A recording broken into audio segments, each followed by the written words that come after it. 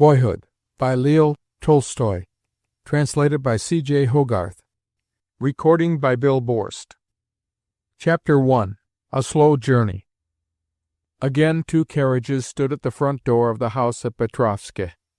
In one of them sat Mimi, the 2 girls, and their maid, with the bailiff Yakov on the box, while in the other, a britchka, sat Woloda, myself, and our servant Vasily.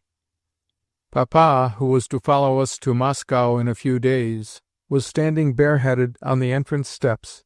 He made the sign of the cross at the windows of the carriages, and said, "Christ go with you. Good-bye." Yakov and our coachman, for we had our own horses, lifted their caps in answer, and also made the sign of the cross. Amen. God go with us. The carriages began to roll away, and the birch trees of the great avenue filed out of sight. I was not in the least depressed on this occasion, for my mind was not so much turned upon what I had left as upon what was awaiting me. In proportion as the various objects connected with the sad recollections which had recently filled my imagination receded behind me, those recollections lost their power, and gave place to a consolatory feeling of life, youthful vigor, freshness, and hope. Seldom have I spent 4 days more, well, I will not say gaily, since I should have shrunk from appearing gay, but more agreeably and pleasantly than those occupied by our journey. No longer were my eyes confronted with the closed door of Mamma's room, which I had never been able to pass without a pang, nor with the covered piano, which nobody opened now, and at which I could never look without trembling, nor with mourning dresses (we had each of us on our ordinary travelling clothes), nor with all those other objects which recalled to me so vividly our irreparable loss, and forced me to abstain from any manifestation of merriment, lest I should unwittingly offend against her memory. On the contrary, a continual succession of new and exciting objects and places now caught and held my attention, and the charms of spring awakened in my soul a soothing sense of satisfaction with the present and of blissful hope for the future. Very early next morning the merciless Vasily, who had only just entered our service and was therefore, like most people in such a position, zealous to a fault, came and stripped off my counterpane, affirming that it was time for me to get up, since everything was in readiness for us to continue our journey. Though I felt inclined to stretch myself and rebel, though I would gladly have spent another quarter of an hour in sweet enjoyment of my morning slumber, Vasily's inexorable face showed that he would grant me no respite, but that he was ready to tear away the counterpane 20 times more, if necessary. Accordingly, I submitted myself to the inevitable, and ran down into the courtyard to wash myself at the fountain. In the coffee-room a tea-kettle was already surmounting the fire which Milka the ostler, as red in the face as a crab, was blowing with a pair of bellows. All was grey and misty in the courtyard, like steam from a smoking dunghill, but in the eastern sky the sun was diffusing a clear, cheerful radiance, and making the straw roofs of the sheds around the courtyard sparkle with the night dew. Beneath them stood our horses, tied to mangers, and I could hear the ceaseless sound of their chewing. A curly-haired dog, which had been spending the night on a dry dunghill, now rose in lazy fashion, and, wagging its tail, walked slowly across the courtyard. The bustling landlady opened the creaking gates, turned her meditative cows into the street, whence came the lowing and bellowing of other cattle, and exchanged a word or two with a sleepy neighbour. Philip, with his shirt-sleeves rolled up, was working the windlass of a draw-well, and sending sparkling fresh water coursing into an oaken trough, while in the pool beneath it some early-rising ducks were taking a bath. It gave me pleasure to watch his strongly marked bearded face, and the veins and muscles as they stood out upon his great powerful hands whenever he made an extra effort. In the room behind the partition wall, where Mimi and the girls had slept, yet so near to ourselves that we had exchanged confidences overnight, movements now became audible. Their maid kept passing in and out with clothes, and at last the door opened, and we were summoned to breakfast. Woloda, however, remained in a state of bustle throughout, as he ran to fetch first one article and then another, and urged the maid to hasten her preparations. The horses were put to, and showed their impatience by tinkling their bells. Parcels, trunks, dressing-cases, and boxes were replaced, and we set about taking our seats.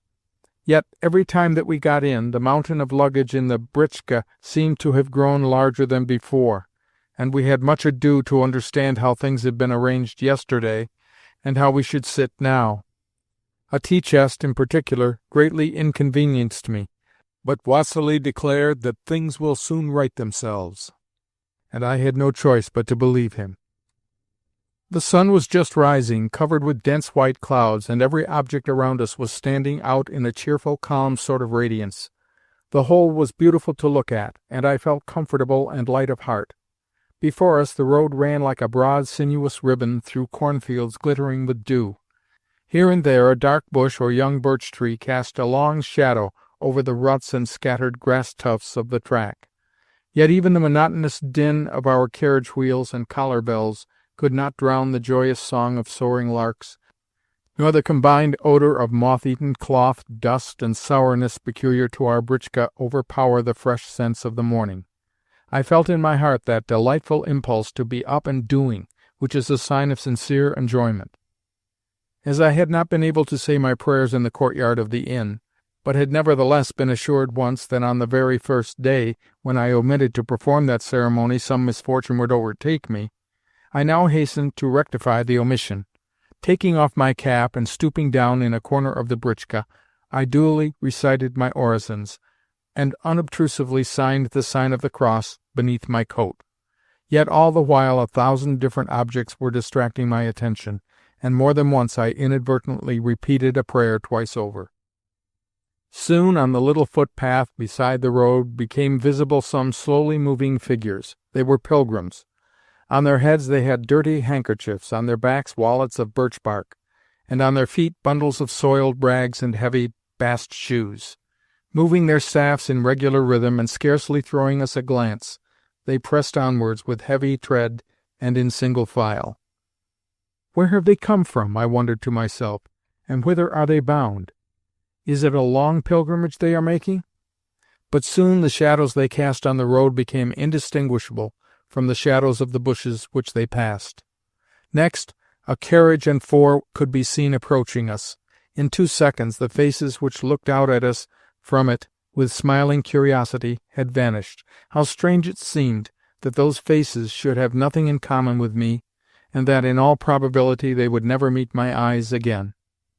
Next came a pair of post-horses with the traces looped up to their collars. On one of them a young postillion, his lamb's wool cap cocked to one side, was negligently kicking his booted legs against the flanks of his steed as he sang a melancholy ditty. Yet his face and attitude seemed to me to express such perfect carelessness and indolent ease that I imagined it to be the height of happiness to be a postillion and to sing melancholy songs. Far off, through a cutting in the road, there soon stood out against the light blue sky the green roof of a village church. Presently the village itself became visible, together with the roof of the manor-house and the garden attached to it. Who lived in that house? Children, parents, teachers? Why should we not call there and make the acquaintance of its inmates? Next we overtook a file of loaded wagons, a procession to which our vehicles had to yield the road. "What have you got in there?" asked Vasily of one wagoner who was dangling his legs lazily over the splashboard of his conveyance, and flicking his whip about as he gazed at us with a stolid, vacant look. But he only made answer when we were too far off to catch what he said. "And what have you got?" asked Vasily of a second wagoner who was lying at full length under a new rug on the driving seat of his vehicle. The red poll and the red face beneath it lifted themselves up for a second from the folds of the rug, measured our britchka with a cold, contemptuous look, and lay down again, whereupon I concluded that the driver was wondering to himself who we were, whence we had come, and whither we were going. These various objects of interest had absorbed so much of my time that, as yet, I had paid no attention to the crooked figures on the verst-posts as we passed them in rapid succession. But in time the sun began to burn my head and back, the road to become increasingly dusty, the impedimenta on the carriage to grow more and more uncomfortable, and myself to feel more and more cramped. Consequently, I relapsed into devoting my whole faculties to the distance posts and their numerals, and to solving difficult mathematical problems for reckoning the time when we should arrive at the next posting-house. 12 versts are a third of 36, and in all there are 41 to lipets.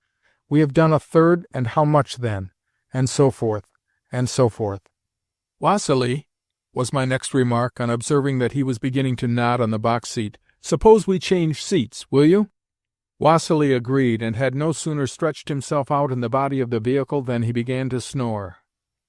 To me on my new perch, however, a most interesting spectacle now became visible, namely, our horses, all of which were familiar to me down to the smallest detail.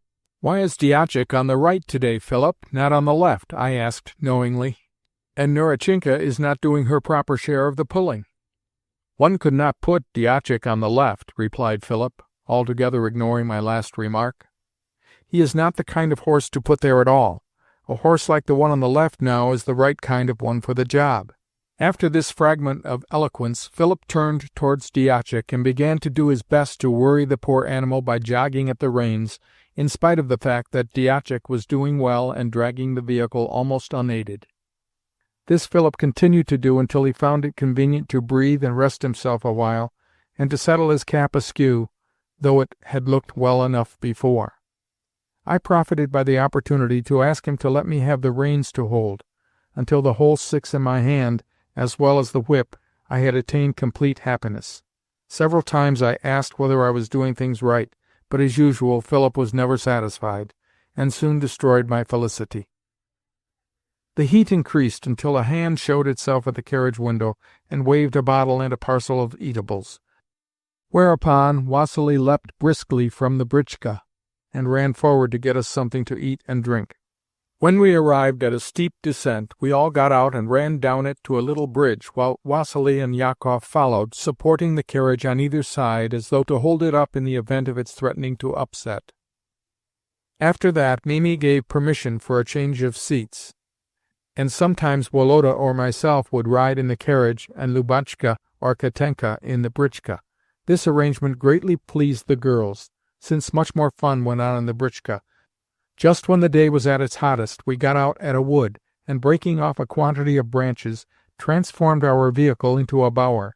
This travelling arbour then bustled on to catch the carriage up, and had the effect of exciting Lubotshka to one of those piercing shrieks of delight which she was in the habit of occasionally emitting. At last we drew near the village where we were to halt and dine. Already we could perceive the smell of the place, the smell of smoke and tar and sheep, and distinguish the sound of voices, footsteps, and carts. The bells on our horses began to ring less clearly than they had done in the open country, and on both sides the road became lined with huts, dwellings with straw roofs, carved porches, and small red or green painted shutters to the windows, through which here and there was a woman's face looking inquisitively out. Peasant children clad in smocks only stood staring open-eyed, or stretching out their arms to us, ran barefooted through the dust to climb onto the luggage behind, despite Philip's menacing gestures. Likewise, red-haired waiters came darting around the carriages to invite us with words and signs to select their several hostelries as our halting place. Presently a gate creaked, and we entered a courtyard. 4 hours of rest and liberty now awaited us. Chapter 2. The Thunderstorm. The sun was sinking towards the west, and his long hot rays were burning my neck and cheeks beyond endurance, while thick clouds of dust were rising from the road and filling the whole air. Not the slightest wind was there to carry it away. I could not think what to do. Neither the dust-blackened face of Woloda dozing in a corner, nor the motion of Philip's back, nor the long shadow of our britchka as it came bowling along behind us brought me any relief. I concentrated my whole attention upon the distance posts ahead, and the clouds which, hitherto dispersed over the sky, were now assuming a menacing blackness and beginning to form themselves into a single solid mass. From time to time distant thunder could be heard, a circumstance which greatly increased my impatience to arrive at the inn where we were to spend the night. A thunderstorm always communicated to me an inexpressibly oppressive feeling of fear and gloom. Yet we were still 10 versts from the next village, and in the meanwhile the large purple cloud-bank, arisen from no one knows where, was advancing steadily towards us. The sun, not yet obscured, was picking out its fuscous shape with dazzling light, and marking its front with gray stripes running right down to the horizon. At intervals, vivid lightning could be seen in the distance, followed by low rumbles which increased steadily in volume until they merged into a prolonged roll which seemed to embrace the entire heavens. At length Vasily got up and covered over the britchka. The coachman wrapped himself up in his cloak and lifted his cap to make the sign of the cross at each successive thunderclap, and the horses pricked up their ears and snorted as though to drink in the fresh air which the flying clouds were outdistancing. The britchka began to roll more swiftly along the dusty road, and I felt uneasy, and as though the blood were coursing more quickly through my veins. Soon the clouds had veiled the face of the sun, and though he threw a last gleam of light to the dark and terrifying horizon, he had no choice but to disappear behind them. Suddenly everything around us seemed changed, and assumed a gloomy aspect. A wood of aspen trees which we were passing seemed to be all in a tremble, with its leaves showing white against the dark lilac background of the clouds, murmuring together in an agitated manner. The tops of the larger trees began to bend to and fro, and dried leaves and grass to whirl about in eddies over the road. Swallows and white-breasted swifts came darting around the britchka, and even passing in front of the forelegs of the horses, while rooks, despite their outstretched wings, were laid, as it were, on their keels by the wind. Finally, the leather apron which covered us began to flutter about, and to beat against the sides of the conveyance. The lightning flashed right into the britchka, as, cleaving the obscurity for a second, it lit up the grey cloth and silk galloon of the lining, and Woloda's figure pressed back into a corner. Next came a terrible sound, which, rising higher and higher and spreading further and further, increased until it reached its climax in a deafening thunderclap which made us tremble and hold our breaths. The wrath of God! What poetry there is in that simple popular conception! The pace of the vehicle was continually increasing, and from Philip's and Vasily's backs (the former was tugging furiously at the reins) I could see that they too were alarmed. Bowling rapidly down an incline, the britchka cannoned violently against a wooden bridge at the bottom. I dared not stir, and expected destruction every moment. Crack! A trace had given way, and in spite of the ceaseless, deafening thunderclaps, we had to pull up on the bridge. Leaning my head despairingly against the side of the britchka, I followed with a beating heart the movements of Philip's great black fingers as he tied up the broken trace and, with hands and the butt end of the whip, pushed the harness vigorously back into its place. My sense of terror was increasing with the violence of the thunder.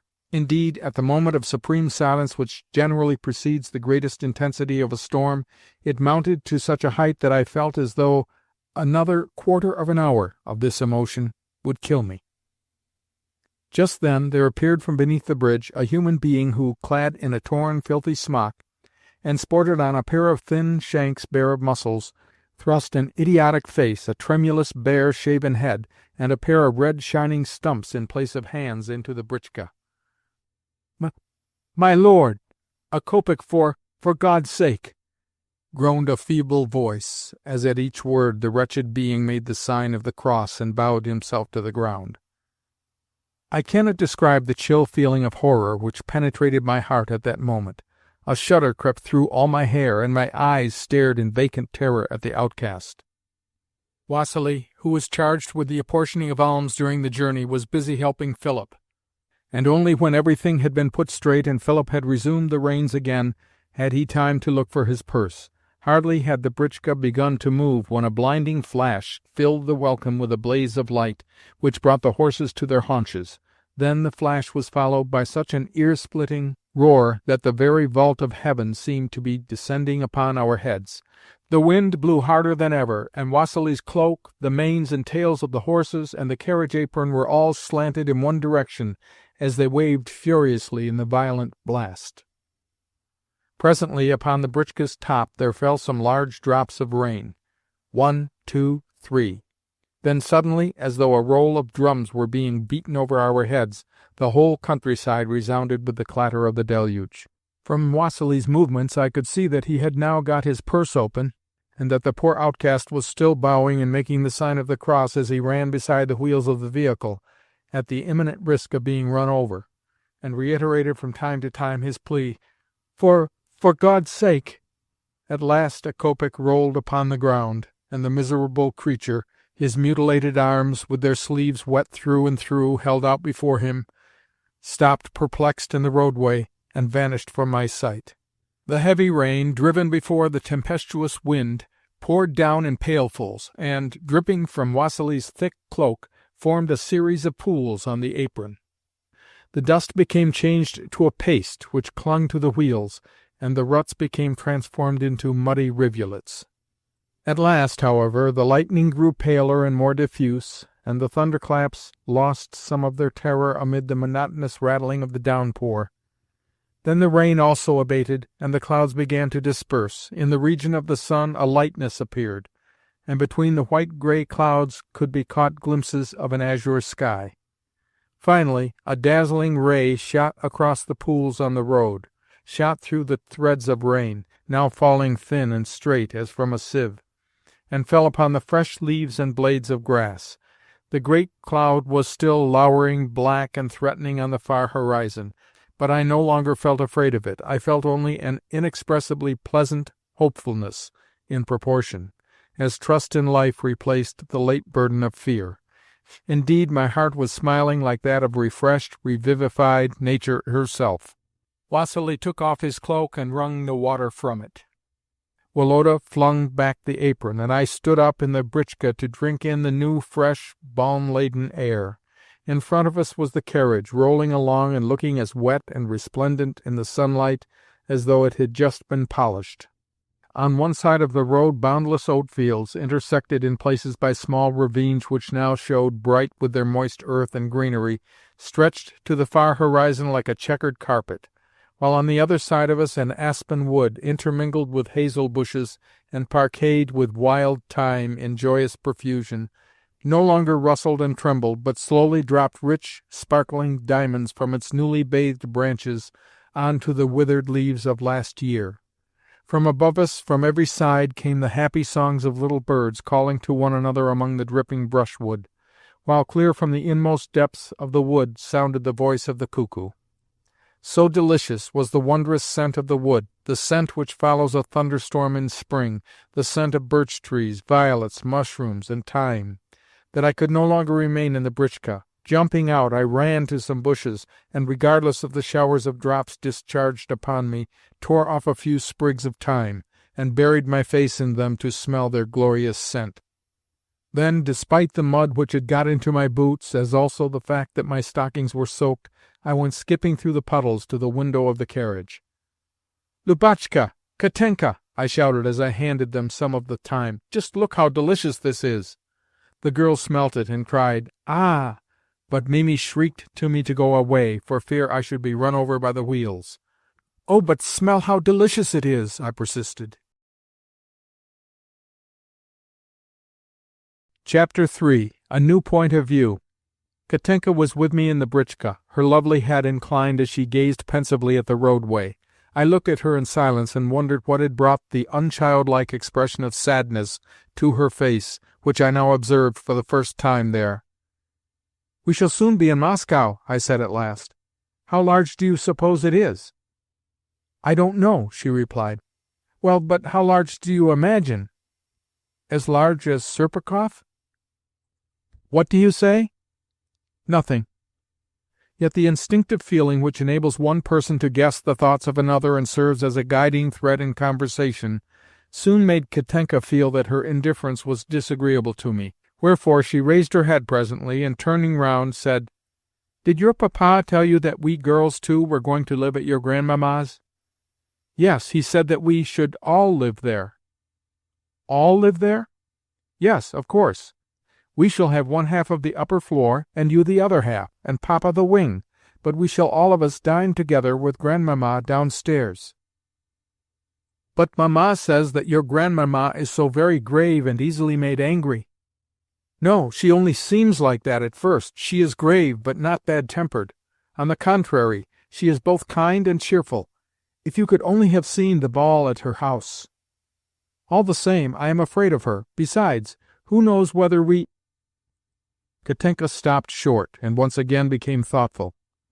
"What?" I asked with some anxiety. "Nothing. I only said that— No, you said, who knows whether we— And you said, didn't you, that once there was ever such a ball at Grandmamma's? Yes, it is a pity you were not there.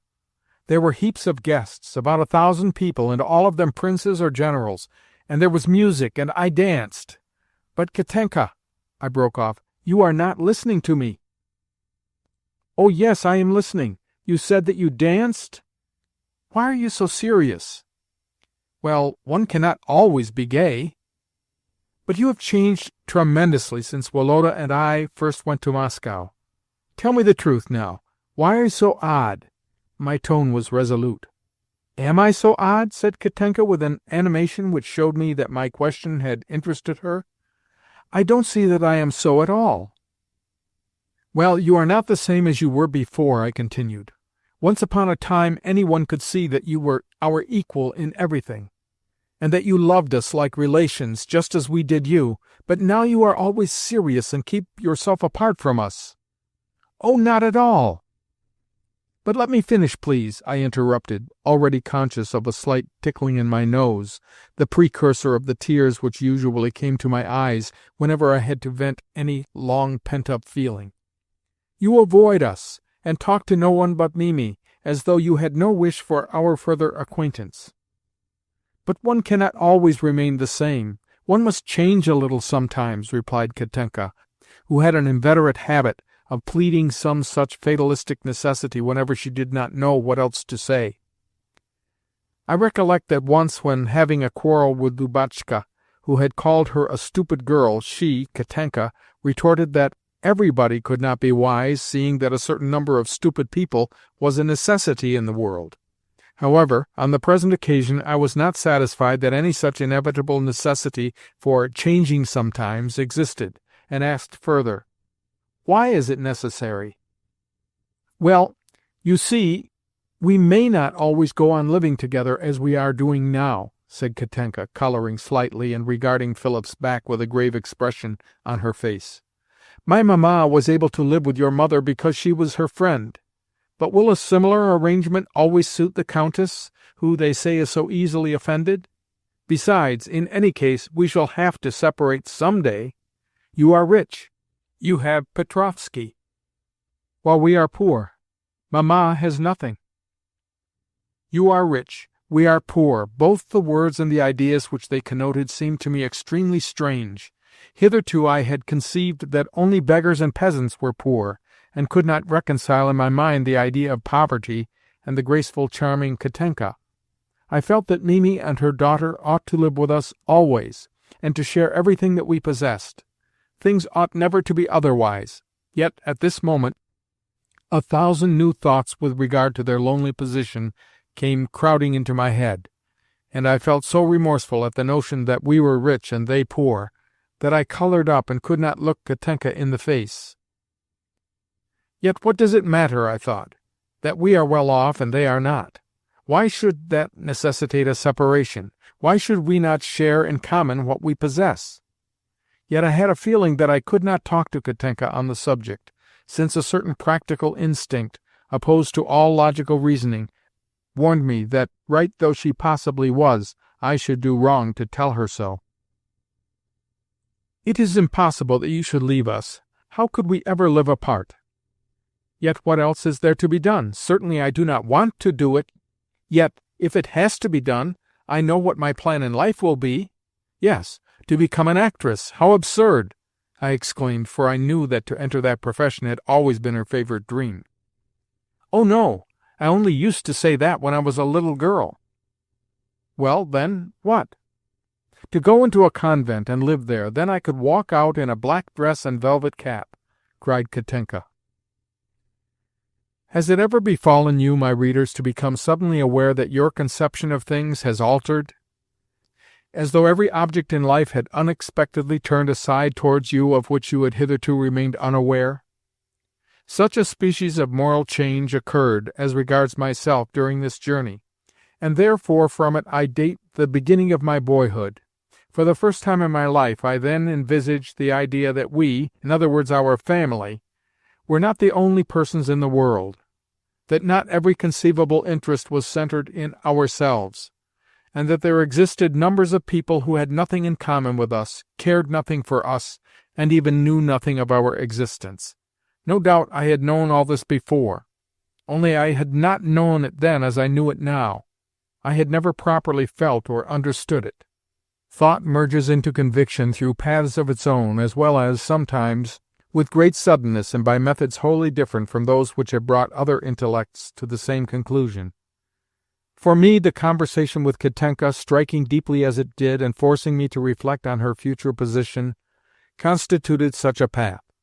As I gazed at the towns and villages through which we passed, and in each house of which lived at least one family like our own, as well as at the women and children who stared with curiosity at our carriages, and then became lost to sight forever, and the peasants and workmen who did not even look at us, much less make us any obeisance, the question arose for the first time in my thoughts, whom else do they care for if not for us? And this question was followed by others, such as, to what end do they live? How do they educate their children? Do they teach their children and let them play? What are their names? And so forth. Chapter 4. In Moscow. From the time of our arrival in Moscow, the change in my conception of objects, of persons, and of my connection with them became increasingly perceptible. When at my first meeting with Grandmamma I saw her thin, wrinkled face and faded eyes, the mingled respect and fear with which she had hitherto inspired me gave place to compassion, and when, laying her cheek against Lubotshka's head, she sobbed as though she saw before her the corpse of her beloved daughter, my compassion grew to love. I felt deeply sorry to see her grief at our meeting, even though I knew that in ourselves we represented nothing in her eyes, but were dear to her only as reminders of our mother. That every kiss which she imprinted upon my cheeks expressed the one thought, she is no more, she is dead, and I shall never see her again. Papa, who took little notice of us here in Moscow, and whose face was perpetually preoccupied on the rare occasions when he came in his black dress-coat to take formal dinner with us, lost much in my eyes at this period, in spite of his turned-up ruffles, robes de chambre, overseers, bailiffs, expeditions to the estate, and hunting exploits.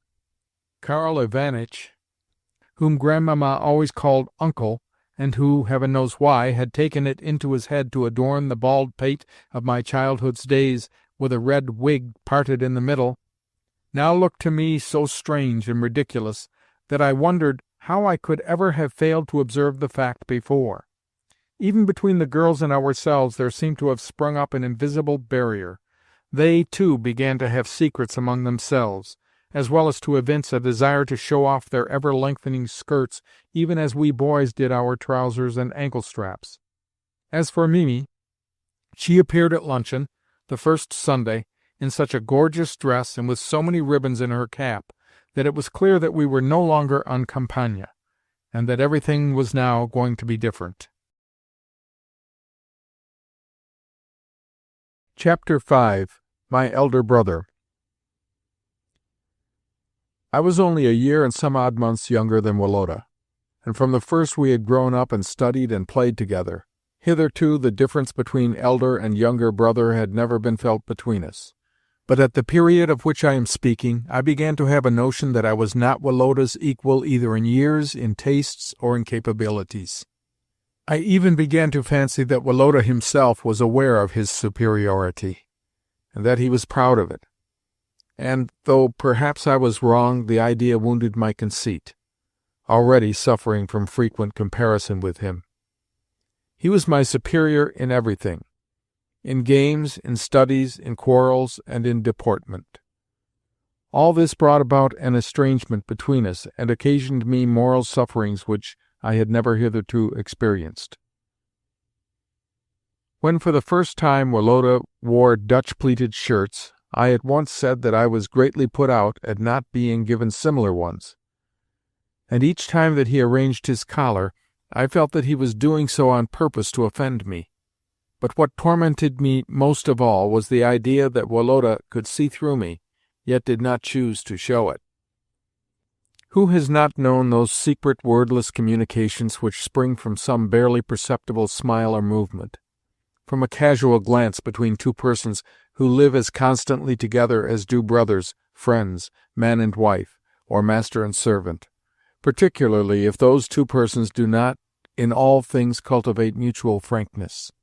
How many half-expressed wishes, thoughts, and meanings, which one shrinks from revealing, are made plain by a single accidental glance, which timidly and irresolutely meets the eye? However, in my own case I may have been deceived by my excessive capacity for and love of analysis. Possibly Woloda did not feel at all as I did. Passionate and frank, but unstable in his likings, he was attracted by the most diverse things, and always surrendered himself wholly to such attraction. For instance, he suddenly conceived a passion for pictures, spent all his money on their purchase, begged Papa, Grandmamma, and his drawing-master to add to their number, and applied himself with enthusiasm to art. Next came a sudden rage for curios, with which he covered his table, and for which he ransacked the whole house. Following upon that, he took to violent novel-reading, procuring such works by stealth, and devouring them day and night. Involuntarily I was influenced by his whims, for, though too proud to imitate him, I was also too young and too lacking in independence to choose my own way. Above all, I envied Woloda his happy, nobly frank character, which showed itself most strikingly when we quarrelled. I always felt that he was in the right, yet could not imitate him. For instance, on one occasion when his passion for curios was at its height, I went to his table and accidentally broke an empty, many-coloured smelling-bottle. "Who gave you leave to touch my things?" asked Woloda, chancing to enter the room at that moment, and at once perceiving the disorder which I had occasioned in the orderly arrangement of the treasures on his table. "And where is that smelling-bottle? Perhaps you—" "I let it fall, and it smashed to pieces. But what does that matter?" "Well, please do me the favour never to dare to touch my things again," he said, as he gathered up the broken fragments and looked at them vexedly. "And will you please do me the favour never to order me to do anything whatever?" I retorted. "When a thing's broken, it's broken, and there is no more to be said." Then I smiled, though I hardly felt like smiling. "Oh, it may mean nothing to you, but to me it means a good deal," said Woloda, shrugging his shoulders, a habit he had caught from Papa. "First of all, you go and break my things, and then you laugh. What a nuisance a little boy can be!" "Little boy, indeed! Then you, I suppose, are a man, and ever so wise." "I do not intend to quarrel with you," said Woloda, giving me a slight push. "Go away." "Don't you push me." "Go away." "I say again, don't you push me." Woloda took me by the hand and tried to drag me away from the table, but I was excited to the last degree, and gave the table such a push with my foot that I upset the whole concern, and brought china and crystal ornaments and everything else with a crash to the floor. "You disgusting little brute!" exclaimed Woloda, trying to save some of his falling treasures. "At last all is over between us," I thought to myself as I strode from the room. "We are separated now for ever." It was not until evening that we again exchanged a word. Yet I felt guilty, and was afraid to look at him, and remained at a loose end all day. Woloda, on the contrary, did his lessons as diligently as ever, and passed the time after luncheon in talking and laughing with the girls. As soon again as afternoon lessons were over, I left the room, for it would have been terribly embarrassing for me to be alone with my brother. When, too, the evening class in history was ended, I took my notebook and moved towards the door. Just as I passed Woloda, I pouted and pulled an angry face, though in reality I should have liked to make my peace with him. At the same moment he lifted his head, and with a barely perceptible and good-humouredly satirical smile, looked me full in the face. Our eyes met, and I saw that he understood me, while he, for his part, saw that I knew that he understood me. Yet a feeling stronger than myself obliged me to turn away from him. "Nikolinka," he said in a perfectly simple and anything but mocking pathetic way, "you have been angry with me long enough. I am sorry if I offended you." And he tendered me his hand. It was as though something welled up from my heart and nearly choked me. Presently it passed away. The tears rushed to my eyes, and I felt immensely relieved. "I, too, am sorry, Woloda," I said, taking his hand. Yet he only looked at me with an expression as though he could not understand why there should be tears in my eyes. Chapter 6. Masha. None of the changes produced in my conception of things were so striking as the one which led me to cease to see in one of our chambermaids a mere servant of the female sex, but, on the contrary, a woman, upon whom depended to a certain extent my peace of mind and happiness. From the time of my earliest recollection I can remember Masha an inmate of our house, yet never until the occurrence of which I am going to speak, an occurrence which entirely altered my impression of her, had I bestowed the smallest attention upon her. She was 25 years old, while I was but 14. Also, she was very beautiful, but I hesitate to give a further description of her, lest my imagination should once more picture the bewitching, though deceptive, conception of her which filled my mind during the period of my passion. To be frank, I will only say that she was extraordinarily handsome, magnificently developed, and a woman, as also that I was but 14. At one of those moments when, lesson-book in hand, I would pace the room and try to keep strictly to one particular crack in the floor as I hummed a fragment of some tune or repeated some vague formula, in short, at one of those moments when the mind leaves off thinking and the imagination gains the upper hand, and yearns for new impressions, I left the schoolroom, and turned, with no definite purpose in view, towards the head of the staircase. Somebody in slippers was ascending the second flight of stairs.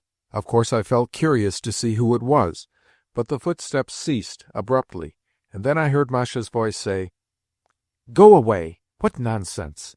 What would Maria Ivanovna think if she were to come now?" "Oh, but she will not come," answered Woloda's voice in a whisper. "Well, go away, you silly boy," and Masha came running up and fled past me. I cannot describe the way in which this discovery confounded me. Nevertheless, the feeling of amazement soon gave place to a kind of sympathy with Woloda's conduct. I found myself wondering less at the conduct itself than at his ability to behave so agreeably. Also, I found myself involuntarily desiring to imitate him. Sometimes I would pace the landing for an hour at a time, with no other thought in my head than to watch for movements from above. Yet, although I longed beyond all things to do as Woloda had done, I could not bring myself to the point. At other times, filled with a sense of envious jealousy, I would conceal myself behind a door and listen to the sounds which came from the maidservant's room, until the thought would occur to my mind, "How if I were to go in now and, like Woloda, kiss Masha? What should I say when she asked me, with the huge nose and the tuft on the top of my head, what I wanted? Sometimes, too, I could hear her saying to Woloda, 'That serves you right. Go away. Nicholas Petrovitch never comes in here with such nonsense.'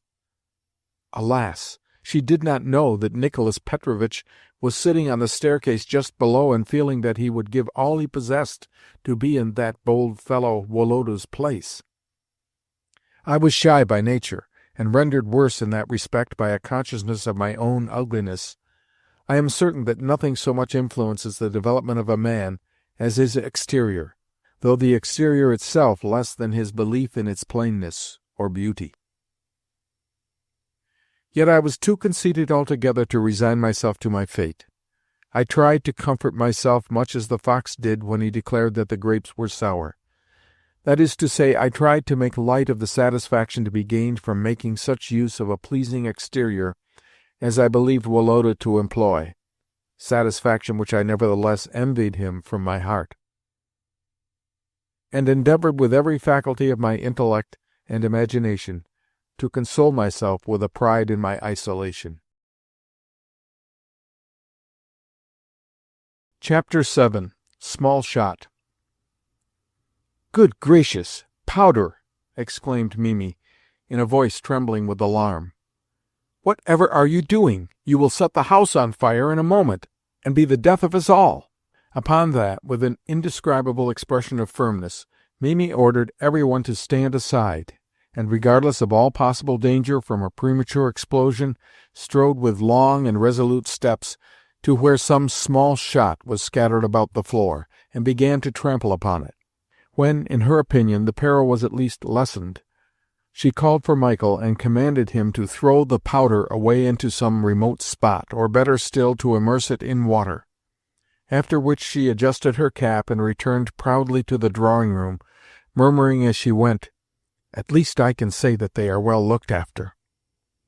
When Papa issued from his room and took us to see Grandmamma, we found Mimi sitting by the window and glancing with a grave, mysterious, official expression towards the door. In her hand she was holding something carefully wrapped in paper. I guessed that that something was the small shot, and that Grandmamma had been informed of the occurrence.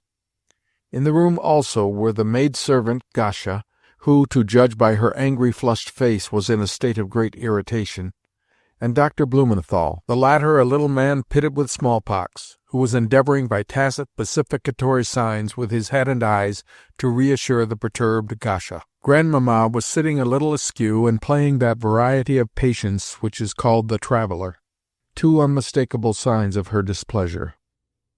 "How are you today, Mamma?" said Papa, as he kissed her hand respectfully. "Have you had a good night?"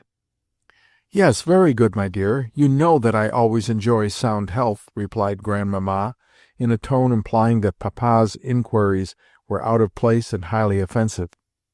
"Please give me a clean pocket-handkerchief," she added to Masha.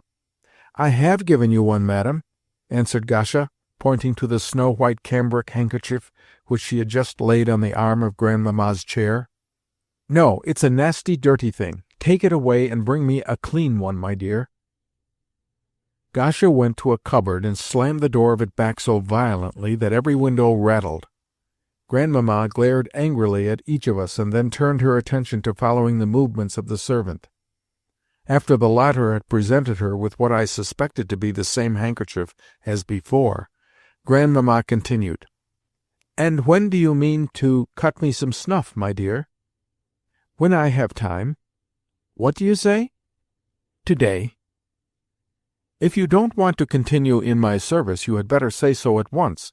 I would have sent you away long ago had I known that you wished it." "It wouldn't have broken my heart if you had," muttered the woman in an undertone. Here the doctor winked at her again, but she returned his gaze so firmly and wrathfully that he soon lowered it and went on playing with his watch-key. "You see, my dear, how people speak to me in my own house," said Grandmamma to Papa, when Masha had left the room grumbling. "Well, Mamma, I will cut you some snuff myself," replied Papa, though evidently at a loss how to proceed now that he had made this rash promise.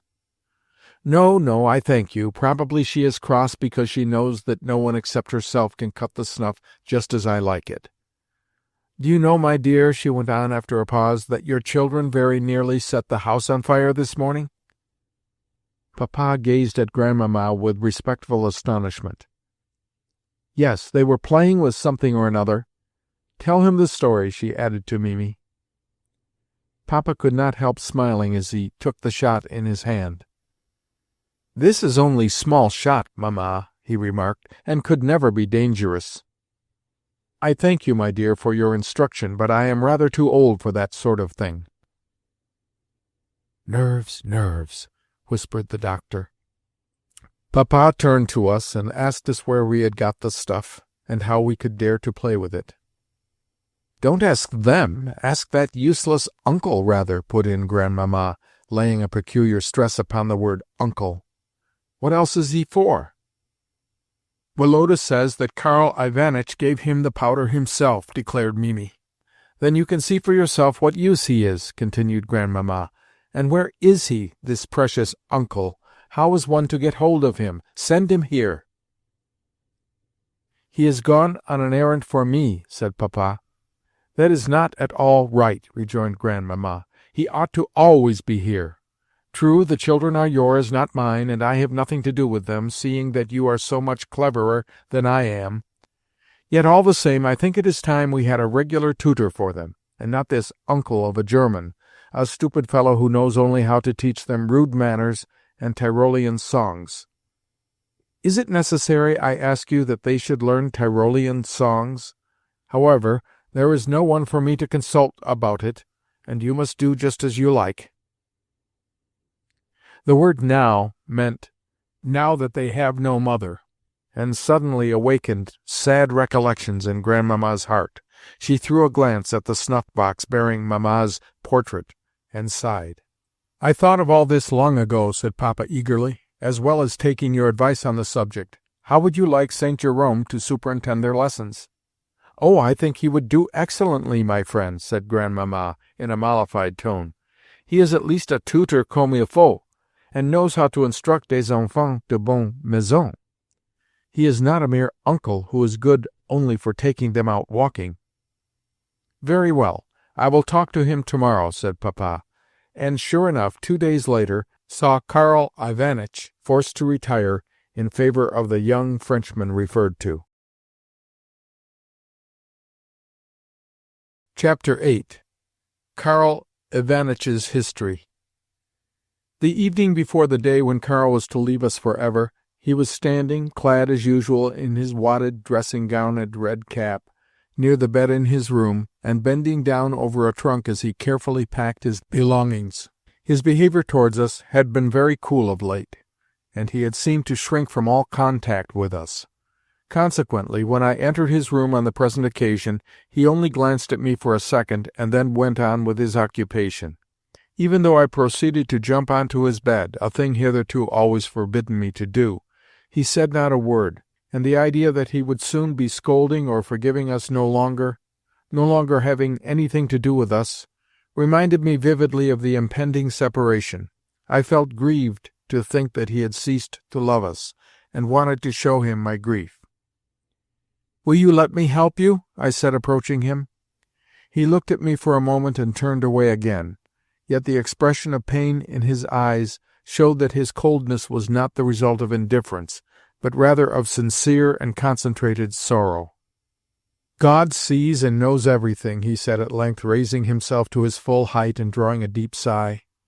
"Yes, Nikolinka," he went on, observing the expression of sincere pity on my face, "my fate has been an unhappy one from the cradle, and will continue so to the grave. The good that I have done to people has always been repaid with evil. Yet though I shall receive no reward here, I shall find one there." He pointed upwards. "Ah, if only you knew my whole story, and all that I have endured in this life! I who have been a bootmaker, a soldier, a deserter, a factory hand, and a teacher. Yet now I am nothing, and like the Son of Man have nowhere to lay my head."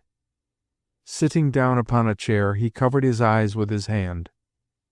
Seeing that he was in the introspective mood in which a man pays no attention to his listener as he cons over his secret thoughts, I remained silent, and seating myself upon the bed, continued to watch his kind face. "You are no longer a child. You can understand things now, and I will tell you my whole story, and all that I have undergone. Some day, my children, you may remember the old friend who loved you so much."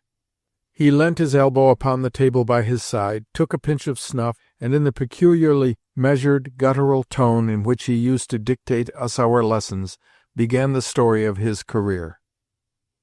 Since he many times in later years repeated the whole to me again, always in the same order, and with the same expressions and the same unvarying intonation, I will try to render it literally, and without omitting the innumerable grammatical errors into which he always strayed when speaking in Russian.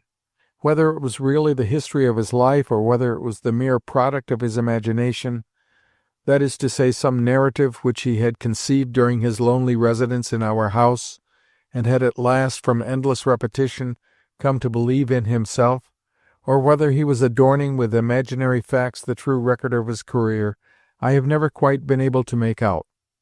On the one hand, there was too much depth of feeling and practical consistency in its recital for it to be wholly incredible. while on the other hand the abundance of poetical beauty which it contained tended to raise doubts in the mind of the listener. "Me were very unhappy from the time of my birth," he began with a profound sigh. "The noble blood of the Countess of Sommerblatt flows in my veins. Me were born 6 week after the wedding. The man of my mother, I called him Papa, were farmer to the Count von Sommerblatt. He could not forget my mother's shame, and loved me not. I had a youngster brother, Johann, and 2 sisters, but me were strange between my own family. When Johann made several silly trick, Papa said, 'With this child, Karl, I am never to have one moment tranquil,' and then he scolded and punished me. When the sister quarrelled among themselves, Papa said, 'Karl will never be one obedient boy,' and still scolded and punished me. My good mamma alone loved and tended me. Often she said to me, 'Karl, come in my room,' and there she kissed me secretly. 'Poorly Karl,' she said, 'nobody love you, but I will not exchange you for somebody in the world. One thing your mother begs you to remember,' she said to me. 'Learn well, and be ever one honest man. Then God will not forsake you.' And I tried so to become. When my 14 year had expired, and me could partake of the Holy Supper, my mother said to my father, 'Karl is one big boy now, Gustav. What shall we do with him?' And Papa said, 'Me don't know.' Then Mamma said, 'Let us give him to town at Mr. Schulzen's, and he may be shoemaker.' And my vater said, 'Good. 6 year and 7 months lived I in town with the Mr. Shoemaker, and he loved me. He said, "Karl are one good workman, and shall soon become my Gesell. But man makes the proposition, and God the deposition." In the year 1796, one conscription took place, and each which was serviceable from the 18th to the 21st year had to go to town. My father and my brother Johann come to town, and we go together to throw the lot for which should be soldiered. Johann drew the veto number, and me was not necessary to be soldiered. And Papa said, "I have only one son, and with him I must now separate." Then I take his hand, and says, "Why you say so, Papa? Come with me, and I will say you something." And Papa come, and we sit together at the public's house, and me said, "Waiter, give us one beer kug," and he gives us one. We drink all together, and brother Johann also drink. "Papa," said me, "don't say that you have only one son, and with it you must separate. My heart was breaking when you say this. Brother Johann must not serve. Me shall be soldiered. Karl is for nobody necessary, and Karl shall be soldiered." "You is one honest man, Karl," said Papa, and kissed me, and me was soldiered. Chapter 9. Continuation of Karl's narrative. "That was a terrible time, Nikolinka," continued Karl Ivanitch. "The time of Napoleon. He wanted to conquer Germany, and we protected our Vaterland to the last drop of blood. Me were at me were at Austerlitz, me were at Wagram." "Did you really fight?" I asked with a gaze of astonishment. "Did you really kill anybody?" Karl instantly reassured me on this point. "Once one French grenadier was left behind, and fell to the ground. I sprang forwards with my gun, and were about to kill him. Aber der Franzose warf sein Gewehr hin und rief. Pardon. And I let him loose. At Wagram, Napoleon cut us open and surrounded us in such a way as there was no helping. 3 days had we no provisions, and stood in the water up to the knees. The evil Napoleon neither let us go loose nor catched us. On the 4th day they took us prisoners, thank God, and sent us to one fortress.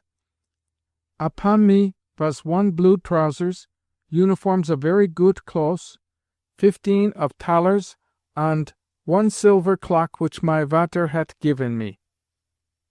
The Franz Soldaten took from me everything. For my happiness there was 3 ducats on me, which my mamma had sewn in my shirt of flannel. Nobody found them. I liked not long to stay in the fortresses, and resoluted to run away. One day, one pig holiday, says I to the sergeant which had to look after us, Mr. Sergeant, today is a pig holiday, and me wants to celebrate it. Bring here, if you please, 2 bottle Madeira, and we shall drink them with each other. And the sergeant says, Gut. When the sergeant bring the Madeira, and we drink it out to the last drop, I take his hand, and says, Mr. Sergeant, perhaps you have still 1 vater and 1 mutter? He says, So I have, Mr. Mayor. My vater and mutter not seen me 8 year. I goes on to him, and say know not if I am yet alive, or if my bones be reposing in the grave. Oh, Mr. Sergeant, I have 2 ducats, which is in my shirt of flannel. Take them, and let me loose. You will be my benefactor, and my mutter will be praying for you all her life to the Almighty God. The sergeant emptied his glass of Madeira, and says, Mr. Mayor, I love and pity you very much, but you is 1 prisoner, and I 1 soldat. So I take his hand, and says, Mr. Sergeant. And the sergeant says, You is 1 poor man, and I will not take your money, but I will help you. Then I go to sleep, buy 1 pail of pranti for de soldaten, and they will sleep. Me will not look after you. This was 1 good man. I put the pail of pranti, and when the soldaten was drunken, me dressed in 1 old coat, and gang in silence out of the dune. I go to the wall, and will leap down, but there is water below, and I will not spoil my last dressing, so I go to the gate. The sentry go up and down with 1 gun, and look at me. Who goes there? And I was silent. Who goes there the 2nd time? And I was silent. Who goes there the 3rd time? And I ran away. I sprang in the water, climbed up to the other side, and walk on. The entire night I run on the way, but when daylight came, I was afraid that they would catch me, and I hid myself in the high corn. There I kneeled down, thanked the water in heaven for my safety, and fall asleep with a tranquil feeling. I wakened up in the evening, and gang further. At once 1 large German carriage, with 2 raven black horse, came alongside me. In the carriage sit 1 well-dressed man, smoking pipe, and look at me. I go slowly, so that the carriage shall have time to pass me, but I go slowly, and the carriage goes slowly. And the man look at me. I go quick, and the carriage go quick, and the man stop its 2 horses, and look at me. Young man, says he, where go you so late? I says, I go to Frankfurt. Sit in the carriage, there is room enough, and I will track you, he says. But why have you nosing about you? Your boots is dirty, and your beard not shaven? I seated with him, and says, Ich bin 1 poor man, and I would like to pussy myself with something in a manufactory. My dressing is dirty because I fell in the mud on the road." "You tell me untruths, young man," says he. "The road is quite dry now." I was silent. "Tell me the whole truth," goes on the good man, "who you are and where you go to. I like your face, and when you is one honest man, so I will help you." And I tell all. "Good, young man," he says, "come to my manufactory of rope, and I will give you work and dress and money, and you can live with us." I says, "Good." I go to the manufactory of rope, and the good man says to his woman, "Here is one young man who defended his vaterland, and ran away from prisons. He has not house, nor tresses, nor preat. He will live with us. Give him clean linen, and nourish him." I lived 1½ year in the manufactory of rope, and my landlord loved me so much that he would not let me loose, and I felt very good. I was then handsome man, young, of pig stature, with blue eyes and Romish nose, and Mrs. L., I like not to say her name, she was the woman of my landlord, was young and handsome lady, and she fell in love with me. Here Karl Ivanitch made a long pause, lowered his kindly blue eyes, shook his head quietly, and smiled as people always do under the influence of a pleasing recollection. "Yes," he resumed as he leant back in his armchair and adjusted his dressing-gown, "I have experienced many things in my life, but there is my witness." Here he pointed to an image of the Saviour, embroidered on wool, which was hanging over his bed, "that nobody in the world can say that Karl Ivanitch has been one dishonest man. I would not repay black ingratitude for the good which Mr. L. did me, and I resoluted to run away. So in the evening, when all were asleep, I writed one letter to my landlord and laid it on the table in his room. Then I taked my tresses, $3 of money, and go mysteriously into the street. Nobody have seen me, and I go on the road." Chapter 10. Conclusion of Karl's narrative. I had not seen my mamma for 9 year, and I know not whether she lived or whether her bones had long since lain in the dark grave. When I come to my own country and go to the town, I ask, "Where live Gustav Meyer, who was farmer to the Count von Sommerblatt?" And they answer me, "Graf Sommerblatt is dead, and Gustav Meyer live now in the Pig Street, and keep a public house." So I dress in my new waistcoat, and one noble coat which the manufacturist presented me, arranged my hairs nice, and go to the public house of my papa. Sister Marischen was sitting on a bench, and she asked me what I want. I says, "Might I drink one glass of brandy?" And she says, "Vater, here is a young man who wished to drink one glass of brandy." And papa says, "Give him the glass."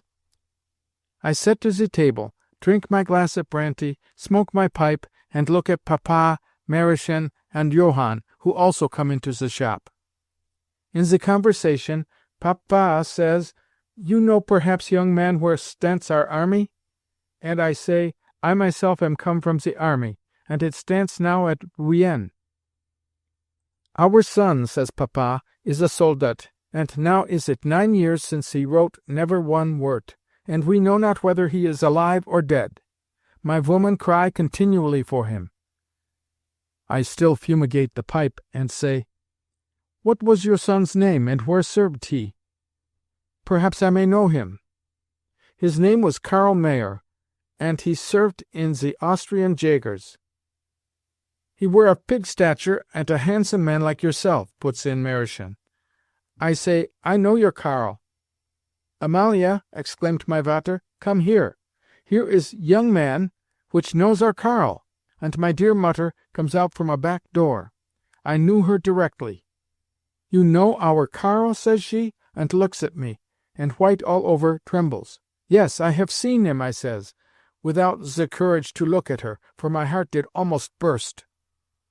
"My Karl is alive?" she cry. Then thank God! Very easy, my Karl.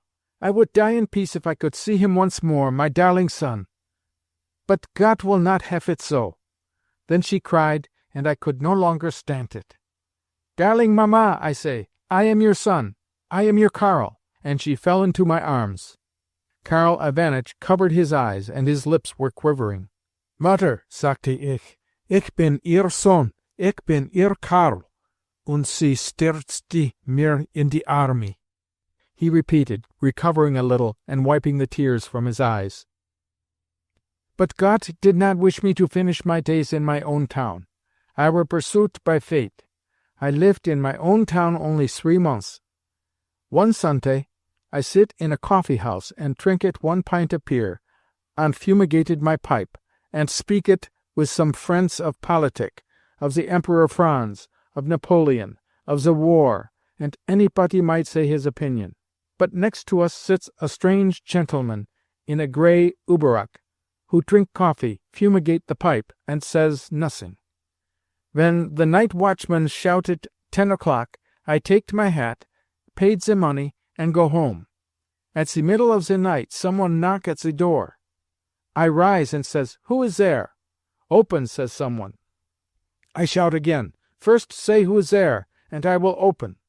"Open in the name of the law," say someone behind the door. I now do so.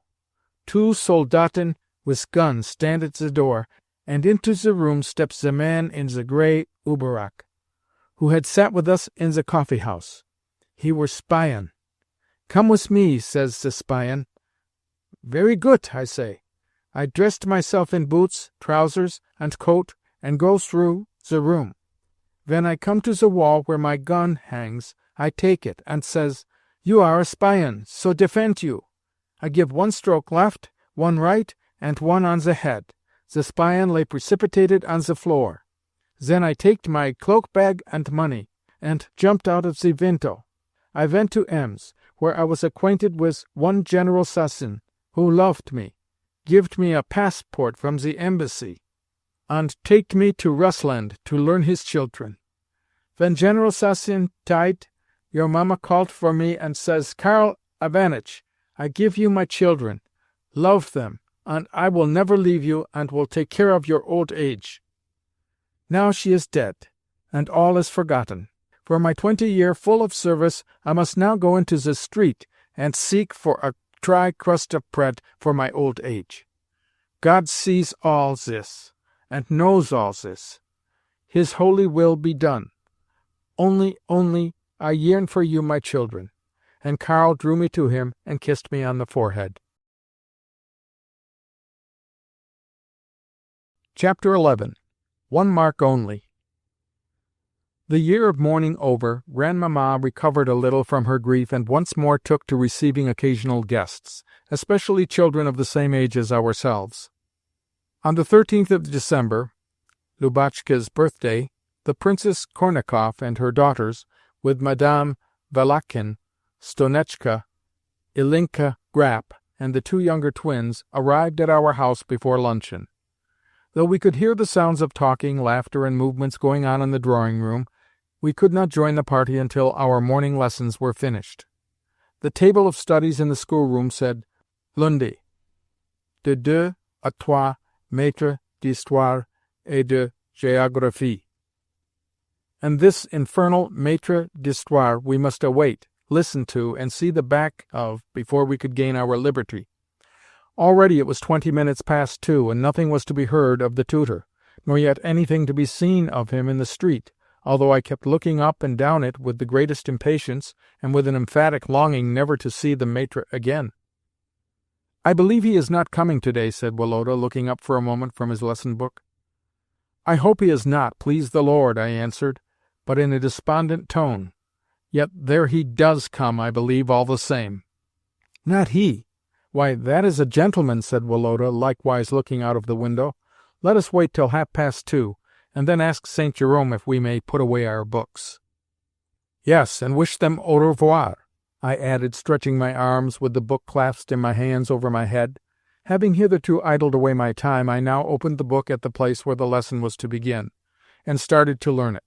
It was long and difficult, and moreover I was in the mood when one's thoughts refuse to be arrested by anything at all.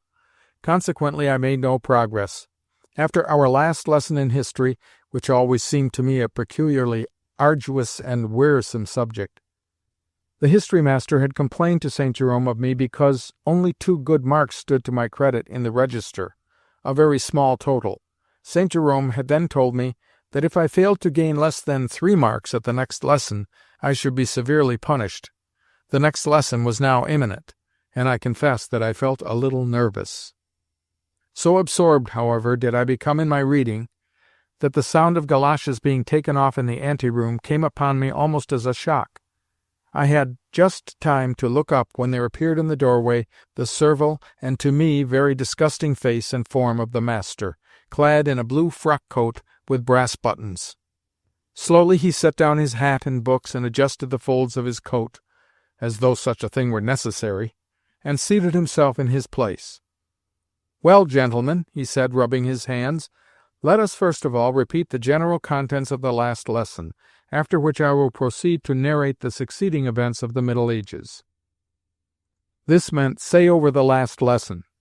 While Woloda was answering the master with the entire ease and confidence which come of knowing a subject well, I went aimlessly out onto the landing, and since I was not allowed to go downstairs, what more natural than that I should involuntarily turn towards the alcove on the landing? Yet before I had time to establish myself in my usual coign of vantage behind the door, I found myself pounced upon by Mimi, always the cause of my misfortunes. "You here?" she said, looking severely, first at myself and then at the maidservant's door, and then at myself again. I felt thoroughly guilty, firstly because I was not in the schoolroom, and secondly because I was in a forbidden place. So I remained silent, and, dropping my head, assumed a touching expression of contrition. "Indeed, this is too bad," Mimi went on. "What are you doing here?" Still I said nothing. "Well, it shall not rest where it is," she added, tapping the banister with her yellow fingers. "I shall inform the Countess." It was 5 minutes to 3 when I re-entered the schoolroom. The master, as though oblivious of my presence or absence, was explaining the new lesson to Woloda. When he had finished doing this, and had put his books together, while Woloda went into the other room to fetch his ticket, the comforting idea occurred to me that perhaps the whole thing was over now, and that the master had forgotten me. But suddenly he turned in my direction with a malicious smile, and said as he rubbed his hands anew, "I hope you have learnt your lesson?" "Yes," I replied. "Would you be so kind, then, as to tell me something about St. Louis's crusade?" he went on, balancing himself on his chair and looking gravely at his feet. "Firstly, tell me something about the reasons which induced the French king to assume the cross." Here he raised his eyebrows and pointed to the inkstand. "Then explain to me the general characteristics of the crusade." Here he made a sweeping gesture with his hand, as though to seize hold of something with it. "And lastly, expound to me the influence of this crusade upon the European states in general," drawing the copybooks to the left side of the table, "and upon the French state in particular," drawing one of them to the right and inclining his head in the same direction. I swallowed a few times, coughed, bent forward, and was silent. Then, taking a pen from the table, I began to pick it to pieces, yet still said nothing. "Allow me the pen. I shall want it," said the master. "Well?" "Louis the Saint was a very good and wise king." "What?" "King. He took it into his head to go to Jerusalem, and handed over the reins of government to his mother." "What was her name?" "Lanka." "What? Belanka?" I laughed in a rather forced smile. "Well, is that all you know?" he asked again, smiling. I had nothing to lose now, so I began chattering the first thing that came into my head. The master remained silent as he gathered together the remains of the pen which I had left strewn about the table, looked gravely past my ear at the wall, and repeated from time to time, "Very well, very well," though I was conscious that I knew nothing whatever, and was expressing myself all wrong. I felt much hurt at the fact that he never either corrected or interrupted me. "What made him think of going to Jerusalem?" he asked at last, repeating some words of my own. Because, that is to say, My confusion was complete, and I relapsed into silence. I felt that, even if this disgusting history-master were to go on putting questions to me and gazing inquiringly into my face for a year, I should never be able to enunciate another syllable. After staring at me for some 3 minutes, he suddenly assumed a mournful cast of countenance, and said in an agitated voice to Woloda, who was just re-entering the room, "Allow me the register. I will write my remarks." He opened the book thoughtfully, and in his fine calligraphy marked 5 for Woloda for diligence and the same for good behavior. Then, resting his pen on the line where my report was to go, he looked at me and reflected. Suddenly his hand made a decisive movement, and behold, against my name stood a clearly marked 1, with a full stop after it. Another movement, and in the behavior column there stood another 1, and another full stop.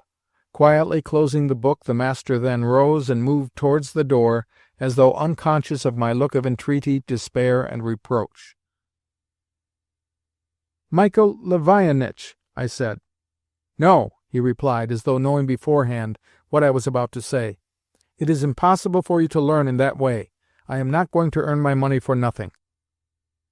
He put on his galoshes and cloak, and then slowly tied a scarf about his neck. To think that he could care about such trifles after what had just happened to me! To him it was all a mere stroke of the pen, but to me it meant the direst misfortune. "Is the lesson over?" asked St. Jerome, entering. "Yes." "And was the master pleased with you?" "Yes." "How many marks did he give you?" 5. "And to Nicholas?" I was silent. "I think 4," said Woloda. "His idea was to save me for at least today. If punishment there must be, it need not be awarded while we had guests." "Voyons, monsieur," St. Jerome was forever saying voyons. "Faites votre toilette et descendons." Chapter 12. The Key. We had hardly descended and greeted our guests when luncheon was announced. Papa was in the highest of spirits, since for some time past he had been winning. He had presented Lubotshka with a silver tea-service, and suddenly remembered after luncheon that he had forgotten a box of bonbons, which she was to have too. "Why send a servant for it? You had better go, Coco," he said to me jestingly. "The keys are in the tray on the table, you know. Take them, and with the largest one open the second drawer on the right. There you will find the box of bonbons. Bring it here." "Shall I get you some cigars as well?" I said, knowing that he always smoked after luncheon. "Yes, do. But don't touch anything else." I found the keys, and was about to carry out my orders, when I was seized with a desire to know what the smallest of the keys on the bunch belonged to. On the table I saw, among many other things, a padlocked portfolio, and at once felt curious to see if that was what the key fitted. My experiment was crowned with success. The portfolio opened, and disclosed a number of papers. Curiosity so strongly urged me also to ascertain what those papers contained that the voice of conscience was stilled, and I began to read their contents. My childish feeling of unlimited respect for my elders, especially for Papa, was so strong within me that my intellect involuntarily refused to draw any conclusions from what I had seen. I felt that Papa was living in a sphere completely apart from, incomprehensible by, and unattainable for me, as well as one that was in every way excellent, and that any attempt on my part to criticize the secrets of his life would constitute something like sacrilege. For this reason, the discovery which I made from Papa's portfolio left no clear impression upon my mind, but only a dim consciousness that I had done wrong. I felt ashamed and confused. The feeling made me eager to shut the portfolio again as quickly as possible, but it seemed as though on this unlucky day I was destined to experience every possible kind of adversity. I put the key back into the padlock and turned it round, but not in the right direction. Thinking that the portfolio was now locked, I pulled at the key and, oh horror, found my hand come away with only the top half of the key in it. In vain did I try to put the two halves together and to extract the portion that was sticking in the padlock. At last I had to resign myself to the dreadful thought that I had committed a new crime, one which would be discovered today as soon as ever Papa returned to his study. First of all, Mimi's accusation on the staircase, and then that one mark, and then this key. Nothing worse could happen now. This very evening I should be assailed successively by Grandmamma, because of Mimi's denunciation, by St. Jerome because of the solitary mark, and by Papa because of the matter of this key. Yes, all in one evening. "What on earth is to become of me? What have I done?" I exclaimed as I paced the soft carpet. "Well," I went on with sudden determination, "what must come, must. That's all." And taking up the bonbons and the cigars, I ran back to the other part of the house. The fatalistic formula with which I had concluded, and which was one that I often heard Nicola utter during my childhood, always produced in me, at the more difficult crises of my life, a momentarily soothing, beneficial effect. Consequently, when I re-entered the drawing-room, I was in a rather excited, unnatural mood, yet one that was perfectly cheerful. Chapter 13. The Traitress. After luncheon we began to play at round games, in which I took a lively part. While indulging in cat and mouse, I happened to cannon rather awkwardly against Kornakoff's governess, who was playing with us, and, stepping on her dress, tore a large hole in it. Seeing that the girls, particularly Sonetchka, were anything but displeased at the spectacle of the governess angrily departing to the maidservant's room to have her dress mended, I resolved to procure them the satisfaction of a second time.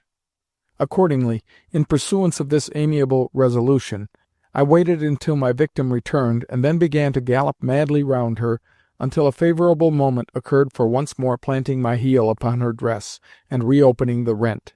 Sonetchka and the young princesses had much ado to restrain their laughter, which excited my conceit the more, but St. Jerome, who had probably divined my tricks, came up to me with the frown which I could never abide in him, and said that since I seemed disposed to mischief, he would have to send me away if I did not moderate my behaviour.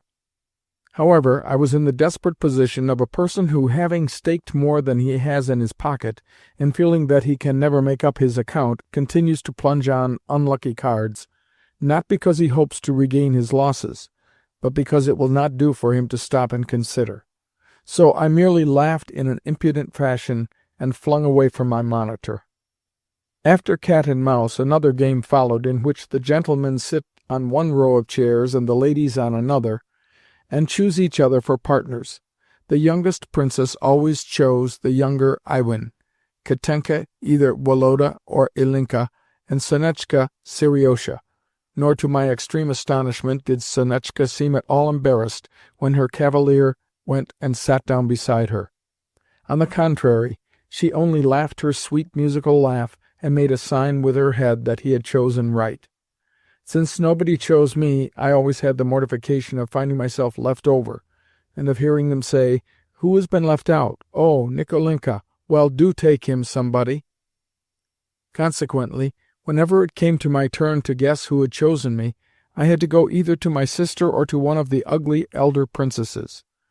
Sonetchka seemed so absorbed in Seriosha that in her eyes I clearly existed no longer. I do not quite know why I called her the traitress in my thoughts, since she had never promised to choose me instead of Seriosha. But for all that, I felt convinced that she was treating me in a very abominable fashion. After the game was finished, I actually saw the traitress, from whom I nevertheless could not withdraw my eyes, go with Seriosha and Katenka into a corner, and engage in secret confabulation. Stealing softly round the piano, which masked the conclave, I beheld the following. Katenka was holding up a pocket-handkerchief by two of its corners, so as to form a screen for the heads of her two companions. "No, you have lost! You must pay the forfeit!" cried Seriosha at that moment, and Sonetchka, who was standing in front of him, blushed like a criminal as she replied, "No, I have not lost. Have I, Mademoiselle Catherine?" "Well, I must speak the truth," answered Katenka, "and say that you have lost, my dear." Scarcely had she spoken the words when Seriosha embraced Sonetchka and kissed her right on her rosy lips, and Sonetchka smiled as though it were nothing, but merely something very pleasant. Horrors! The artful traitress! Chapter 14. The Retribution. Instantly I began to feel a strong contempt for the female sex in general, and Sonetchka in particular. I began to think that there was nothing at all amusing in these games, that they were only fit for girls, and felt as though I should like to make a great noise, or to do something of such extraordinary boldness that every one would be forced to admire it. The opportunity soon arrived. St. Jerome said something to Mimi, and then left the room. I could hear his footsteps ascending the staircase, and then passing across the schoolroom, and the idea occurred to me that Mimi must have told him her story about my being found on the landing, and thereupon he had gone to look at the register. In those days, it must be remembered, I believed that St. Jerome's whole aim in life was to annoy me. Somewhere I have read that not infrequently children of from 12 to 14 years of age, that is to say, children just passing from childhood to adolescence, are addicted to incendiarism, or even to murder. As I look back on my childhood, and particularly upon the mood in which I was on that particular, for myself, most unlucky day, I can quite understand the possibility of such terrible crimes being committed by children without any real aim in view, without any wish to do wrong, but merely out of curiosity or under the influence of an unconscious necessity for action. There are moments when the human being sees the future in such lurid colors that he shrinks from fixing his mental eye upon it, puts a check upon all his intellectual activity, and tries to feel convinced that the future will never be, and that the past has never been. At such moments, moments when thought does not shrink from manifestations of will, and the carnal instincts alone constitute the springs of life, I can understand that want of experience, which is a particularly predisposing factor in this connection, might very possibly lead a child, without fear or hesitation, but rather with a smile of curiosity on its face, to set fire to the house in which its parents and brothers and sisters, beings whom it tenderly loves, are lying asleep. It would be under the same influence of momentary absence of thought, almost absence of mind, that a peasant boy of 17 might catch sight of the edge of a newly sharpened axe reposing near the bench on which his aged father was lying asleep, face downwards, and suddenly raise the implement in order to observe with unconscious curiosity how the blood would come spurting out upon the floor if he made a wound in the sleeper's neck. It is under the same influence, the same absence of thought, the same instinctive curiosity, that a man finds delight in standing on the brink of an abyss and thinking to himself, "How if I were to throw myself down?" or in holding to his brow a loaded pistol and wondering, "What if I were to pull the trigger?" or in feeling, when he catches sight of some universally respected personage, that he would like to go up to him, pull his nose hard, and say, "How do you do, old boy?" Under the spell, then, of this instinctive agitation and lack of reflection, I was moved to put out my tongue, and to say that I would not move, when St. Jerome came down and told me that I had behaved so badly that day, as well as done my lessons so ill, that I had no right to be where I was and must go upstairs directly. At first, from astonishment and anger, he could not utter a word. "C'est bien!" he exclaimed eventually as he darted towards me. "Several times have I promised to punish you, and you have been saved from it by your Grandmamma, but now I see that nothing but the cane will teach you obedience, and you shall therefore taste it." This was said loud enough for every one to hear. The blood rushed to my heart with such vehemence that I could feel that organ beating violently, could feel the colour rising to my cheeks and my lips trembling. Probably I looked horrible at that moment, for, avoiding my eye, St. Jerome stepped forward and caught me by the hand. Hardly feeling his touch, I pulled away my hand in blind fury, and with all my childish might struck him. "What are you doing?" said Woloda, who had seen my behaviour, and now approached me in alarm and astonishment. "Let me alone!" I exclaimed, the tears flowing fast. "Not a single one of you loves me or understands how miserable I am. You are all of you odious and disgusting," I added bluntly, turning to the company at large. At this moment St. Jerome, his face pale but determined, approached me again, and with a movement too quick to admit of any defence, seized my hands as with a pair of tongs, and dragged me away. My head swam with excitement, and I can only remember that so long as I had strength to do it I fought with head and legs, that my nose several times collided with a pair of knees, that my teeth tore someone's coat, that all around me I could hear the shuffling of feet, and that I could smell dust and the scent of violets with which St. Jerome used to perfume himself. 5 minutes later the door of the storeroom closed behind me. "Basil," said a triumphant but detestable voice, "bring me the cane." Chapter 15. Dreams. Could I at that moment have supposed that I should ever live to survive the misfortunes of that day, or that there would ever come a time when I should be able to look back upon those misfortunes composedly? As I sat there thinking over what I had done, I could not imagine what the matter had been with me. I only felt with despair that I was forever lost. At first, the most profound stillness reigned around me. At least, so it appeared to me as compared with the violent internal emotion which I had been experiencing. But by and by I began to distinguish various sounds. Basil brought something downstairs which he laid upon a chest outside. It sounded like a broomstick. Below me I could hear St. Jerome's grumbling voice. Probably he was speaking of me.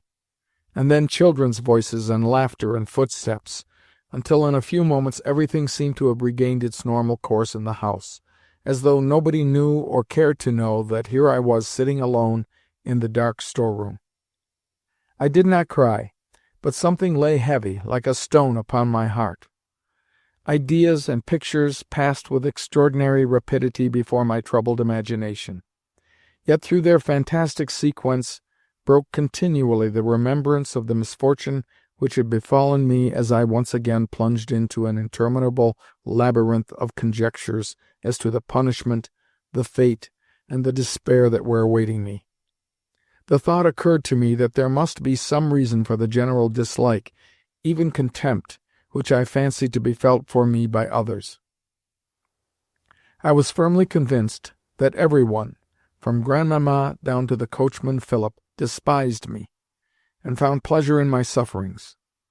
Next, an idea struck me that perhaps I was not the son of my father and mother at all, nor Woloda's brother, but only some unfortunate orphan who had been adopted by them out of compassion.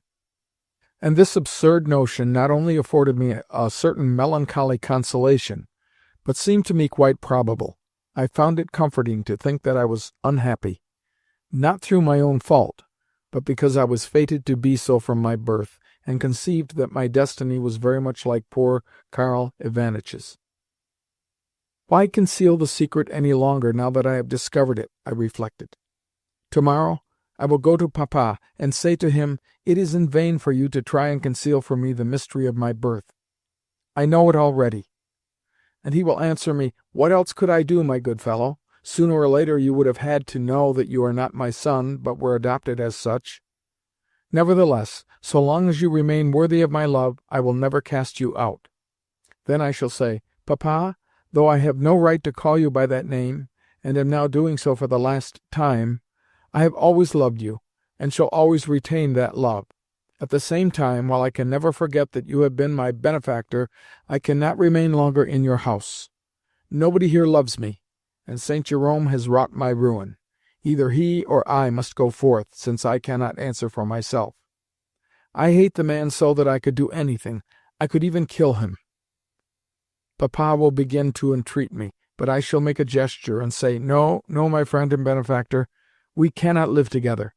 Let me go.' And for the last time I shall embrace him and say in French, 'O mon père, ô mon benfaiteur, donne-moi pour la dernière fois ta bénédiction, et que la volonté de Dieu soit faite.'"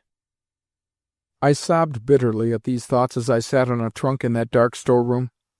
Then, suddenly recollecting the shameful punishment which was awaiting me, I would find myself back again in actuality, and the dreams had fled. Soon again I began to fancy myself far away from the house and alone in the world.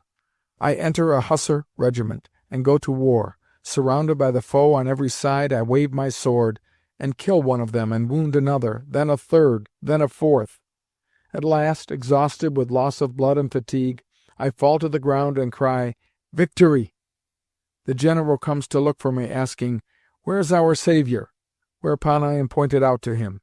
He embraces me, and in his turn exclaimed with tears of joy, "Victory!"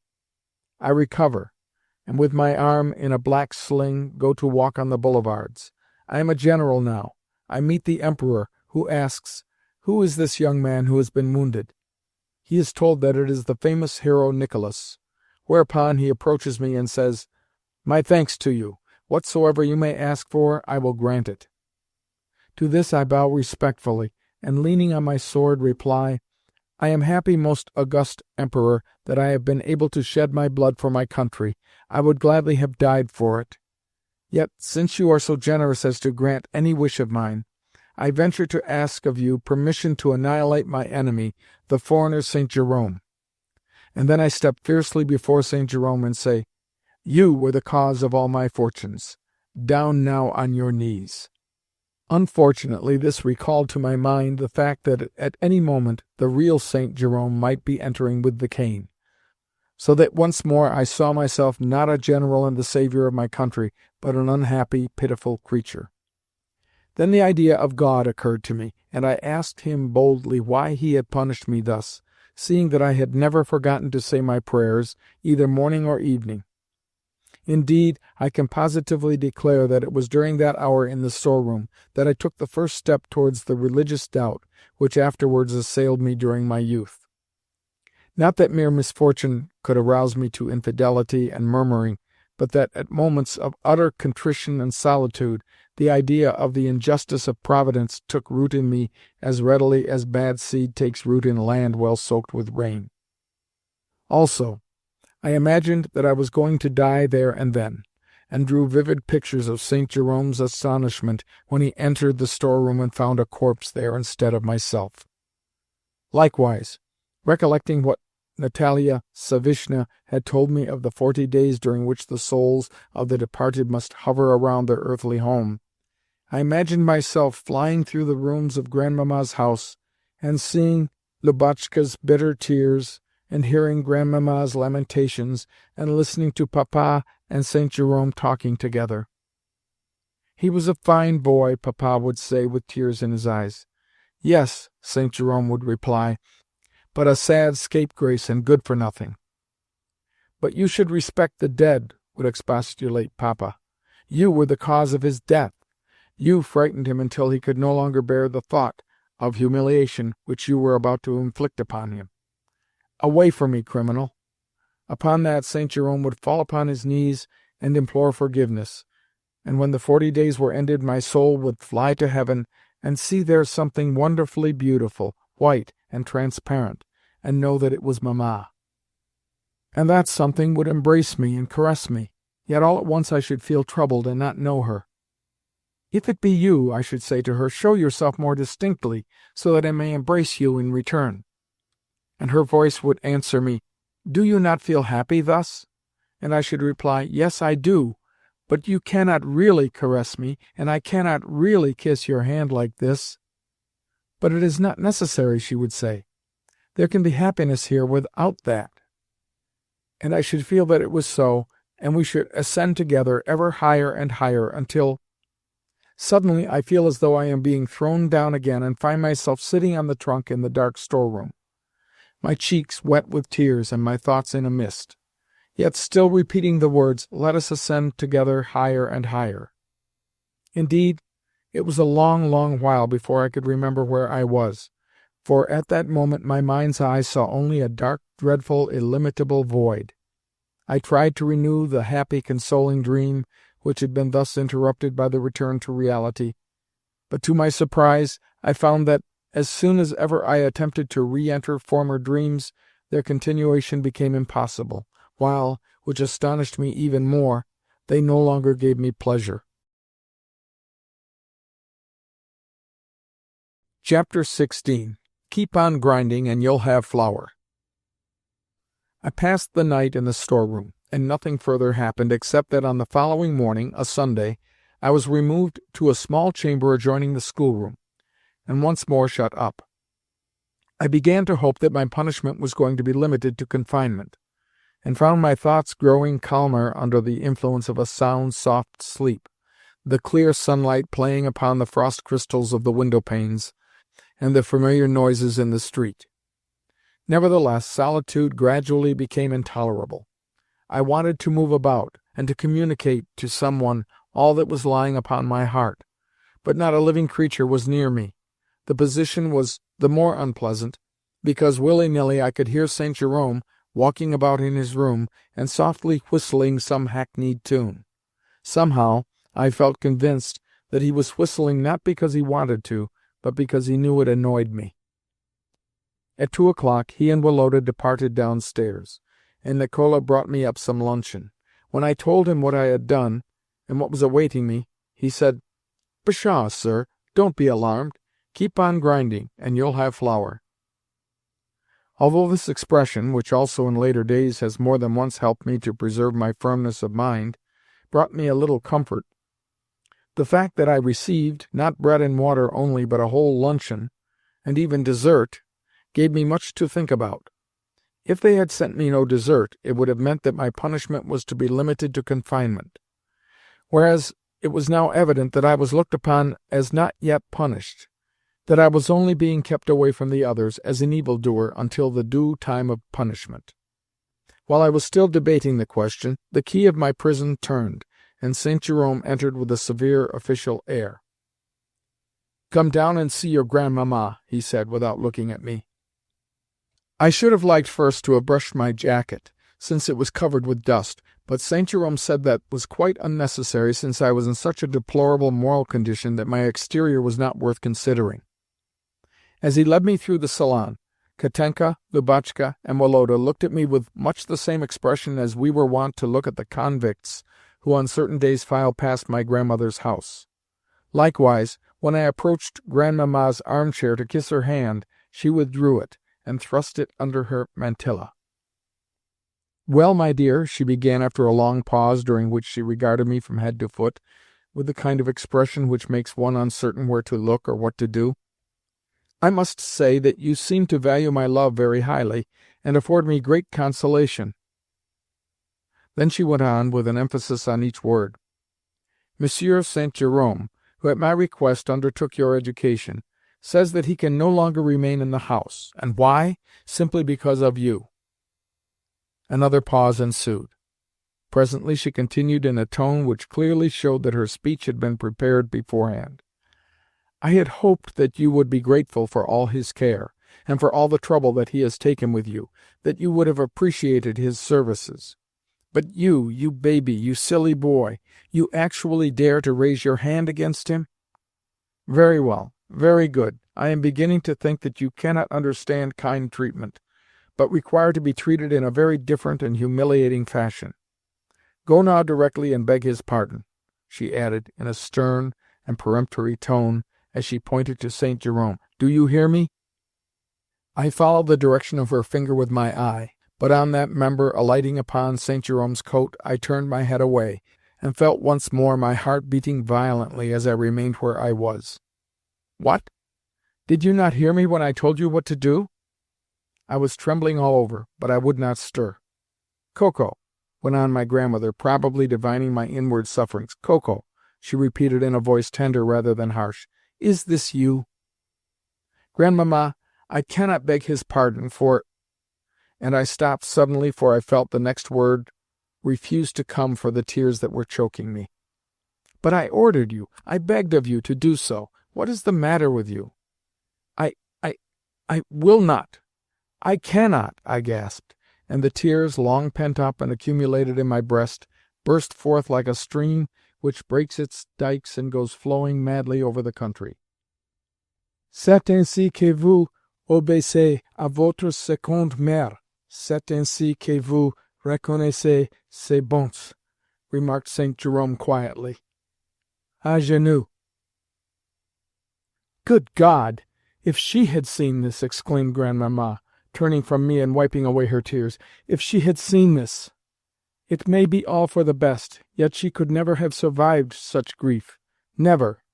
And Grandmamma wept more and more. I too wept, but it never occurred to me to ask for pardon. "Tranquillisez-vous, au nom du ciel, Madame la Comtesse," said St. Jerome. But Grandmamma heard him not. She covered her face with her hands, and her sobs soon passed to hiccups and hysteria. Mimi and Gasha came running in with frightened faces. salts, and spirits were applied, and the whole house was soon in a ferment. "You may feel pleased at your work," said St. Jerome to me as he led me from the room. Good God, what have I done? I thought to myself. What a terribly bad boy I am. As soon as St. Jerome, bidding me to go into his room, had returned to Grandmamma, I, all unconscious of what I was doing, ran down the grand staircase leading to the front door. Whether I intended to drown myself, or whether merely to run away from home, I do not remember. I only know that I went blindly on, my face covered with my hands that I might see nothing. "Where are you going to?" asked a well-known voice. "I want you, my boy." I would have passed on, but Papa caught hold of me and said sternly, "Come here, you impudent rascal! How could you dare to do such a thing as to touch the portfolio in my study?" he went on as he dragged me into his room. "Oh, you are silent, eh?" and he pulled my ear.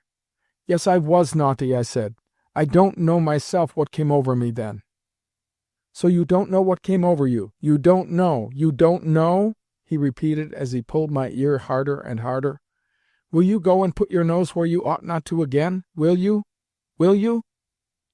Although my ear was in great pain, I did not cry, but, on the contrary, felt a sort of morally pleasing sensation. No sooner did he let go of my ear than I seized his hand and covered it with tears and kisses. "Please whip me," I cried, sobbing. "Please hurt me the more and more, for I am a wretched, bad, miserable boy." "Why, what on earth is the matter with you?" he said, giving me a slight push from him. "No, I will not go away," I continued, seizing his coat. "Every one else hates me, I know that, but do you listen to me and protect me, or else send me away altogether. I cannot live with him. He tries to humiliate me. He tells me to kneel before him, and wants to strike me. I can't stand it. I'm not a baby. I can't stand it. I shall die. I shall kill myself. He told Grandmamma that I was naughty, and now she is ill. She will die through me. It is all his fault. Please let me... Why should he torment me?" The tears choked my further speech. I sat down on the sofa, and, with my head buried on Papa's knees, sobbed until I thought I should die of grief. "Come, come! Why are you such a water-pump?" said Papa compassionately, as he stooped over me. "He is such a bully! He is murdering me! I shall die! Nobody loves me at all!" I gasped almost inaudibly, and went into convulsions. Papa lifted me up, and carried me to my bedroom, where I fell asleep. When I awoke it was late. Only a solitary candle burned in the room, while beside the bed there were seated Mimi, Lubotshka, and our doctor. In their faces I could discern anxiety for my health, so although I felt so well after my 12 hours' sleep that I could have got up directly, I thought it best to let them continue thinking that I was unwell. Chapter 17. Hatred. Yes, it was the real feeling of hatred that was mine now, not the hatred of which one reads in novels and in the existence of which I do not believe, the hatred which finds satisfaction in doing harm to a fellow creature, but the hatred which consists of an unconquerable aversion to a person who may be wholly deserving of your esteem, yet whose very hair, neck, walk, voice, limbs, movements, and everything else are disgusting to you, while all the while an incomprehensible force attracts you towards him and compels you to follow his slightest acts with anxious attention. This was the feeling which I cherished for St. Jerome, who had lived with us now for a year and a half. Judging coolly of the man at this time of day, I find that he was a true Frenchman, but a Frenchman in the better acceptation of the term. He was fairly well educated, and fulfilled his duties to us conscientiously, but he had the peculiar features of fickle egotism, boastfulness, impertinence, and ignorant self-assurance, which are common to all his countrymen, as well as entirely opposed to the Russian character. All this set me against him. Grandmamma had signified to him her dislike for corporal punishment, and therefore he dared not beat us, but he frequently threatened us, particularly myself, with the cane, and would utter the word fouetter as though it were fouatter, in an expressive and detestable way which always gave me the idea that to whip me would afford him the greatest possible satisfaction. I was not in the least afraid of the bodily pain, for I had never experienced it. It was the mere idea that he could beat me that threw me into such paroxysms of wrath and despair. True, Karl Ivanitch sometimes, in moments of exasperation, had recourse to a ruler or to his braces, but that I can look back upon without anger. Even if he had struck me at the time of which I am now speaking, namely when I was 14 years old, I should have submitted quietly to the correction, for I loved him, and had known him all my life, and looked upon him as a member of our family. But St. Jerome was a conceited, opinionated fellow for whom I felt merely the unwilling respect which I entertained for all persons older than myself. Karl Ivanitch was a comical old uncle whom I loved with my whole heart, but who, according to my childish conception of social distinctions, ranked below us, whereas St. Jerome was a well-educated, handsome young dandy, who was for showing himself the equal of anyone. Karl Ivanitch had always scolded and punished us coolly, as though he thought it a necessary but extremely disagreeable duty. St. Jerome, on the contrary, always liked to emphasize his part as judge when correcting us, and clearly did it as much for his own satisfaction as for our good. He loved authority. Nevertheless, I always found his grandiloquent French phrases, which he pronounced with a strong emphasis on all the final syllables, inexpressibly disgusting, whereas Karl, when angry, had never said anything beyond, "What a foolish puppet comedy it is!" or "You boys are as irritating as Spanish fly," which he always called Spaniard fly. St. Jerome, however, had names for us like mauvais sujet, vilain, garnement, and so forth, epithets which greatly offended my self-respect. When Karl Ivanitch ordered us to kneel in the corner with our faces to the wall, the punishment consisted merely in the bodily discomfort of the position, whereas St. Jerome, in such cases, always assumed a haughty air, made a grandiose gesture with his hand, and exclaiming in a pseudo-tragic tone, "À genoux, mauvais sujet," ordered us to kneel with our faces towards him, and to crave his pardon. His punishment consisted in humiliation. However, on the present occasion the punishment never came, nor was the matter ever referred to again. Yet I could not forget all that I had gone through, the shame, the fear, and the hatred of those 2 days. From that time forth St. Jerome appeared to give me up in despair, and took no further trouble with me, yet I could not bring myself to treat him with indifference. Every time that our eyes met I felt that my look expressed only too plainly my dislike, and though I tried hard to assume a careless air, he seemed to divine my hypocrisy, until I was forced to blush and turn away. In short, it was a terrible trial to me to have anything to do with him. Chapter 18. The Maidservant's Room. I began to feel more and more lonely until my chief solace lay in solitary reflection and observation. Of the favourite subject of my reflections I shall speak in the next chapter. The scene where I indulged in them was, for preference, the maidservant's room, where a plot suitable for a novel was in progress, a plot which touched and engrossed me to the highest degree. The heroine of the romance was, of course, Masha.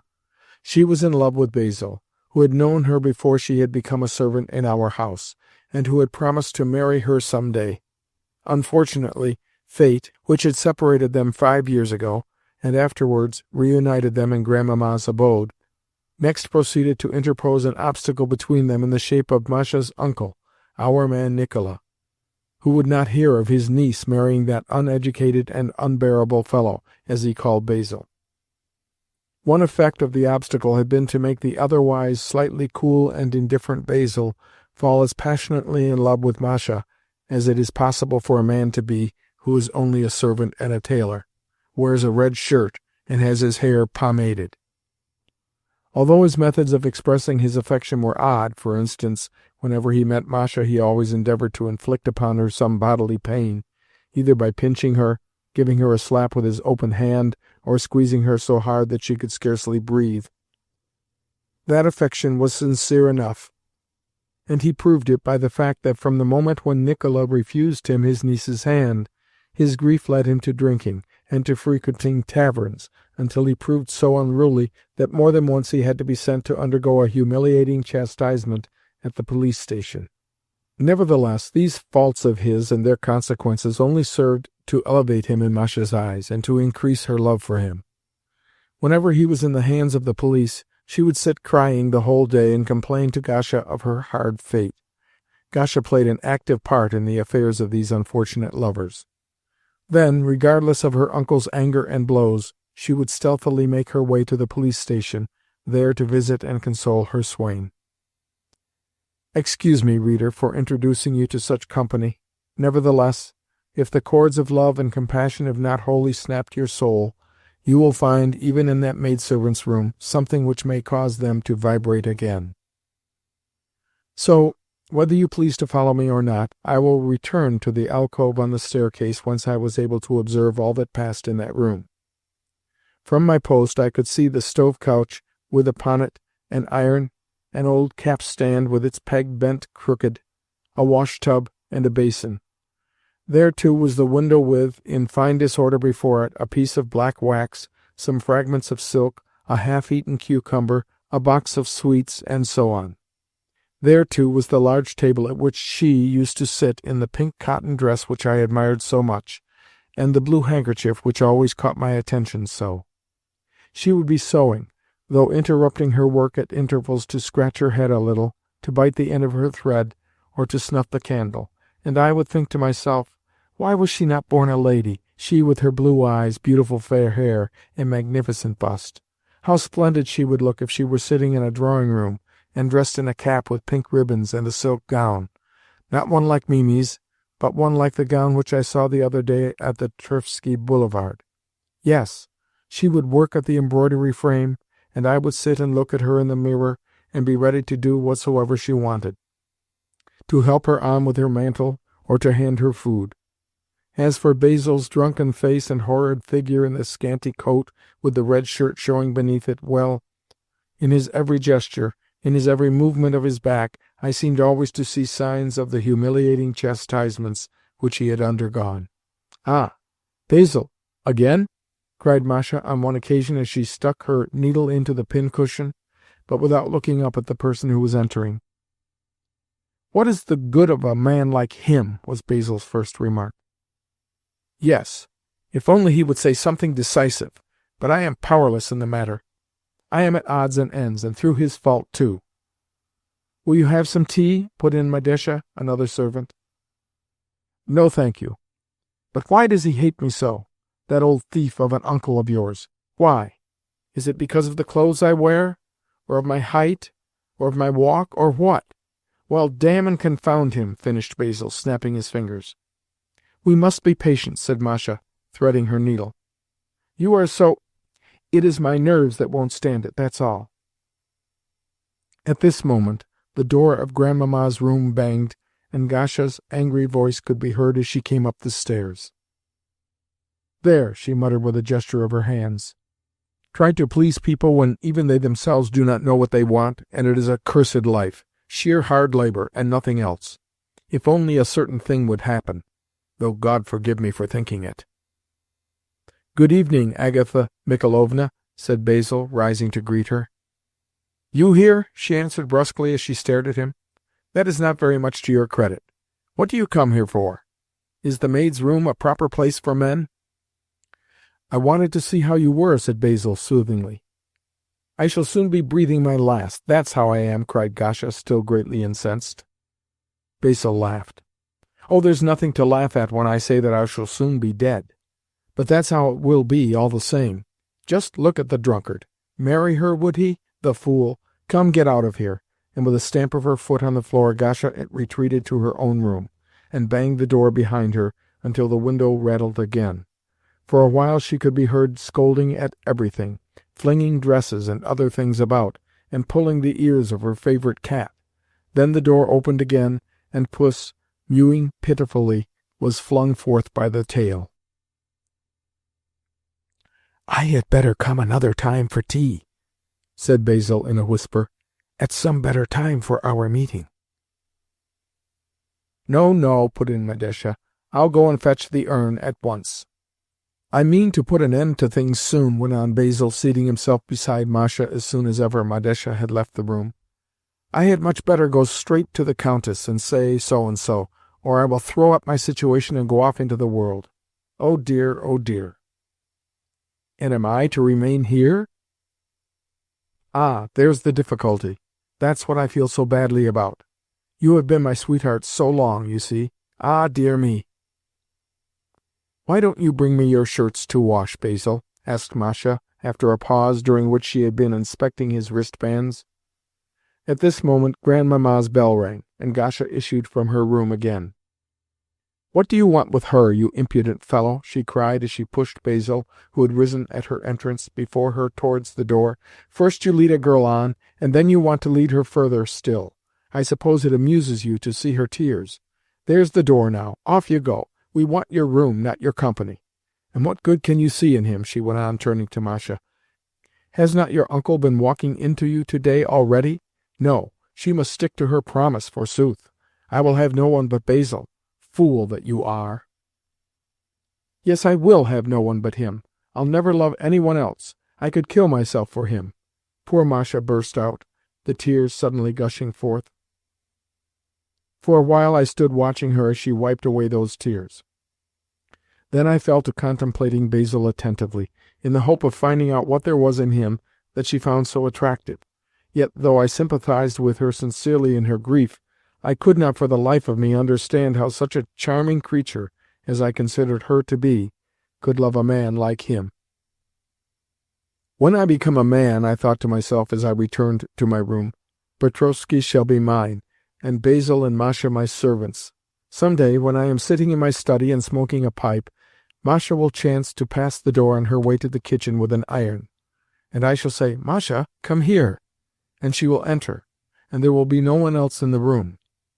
Then suddenly Basil, too, will enter, and on seeing her will cry, 'My sweetheart is lost to me,' and Masha will begin to weep. Then I shall say, 'Basil, I know that you love her, and that she loves you. Here are 1,000 roubles for you. Marry her, and may God grant you both happiness.' Then I shall leave them together."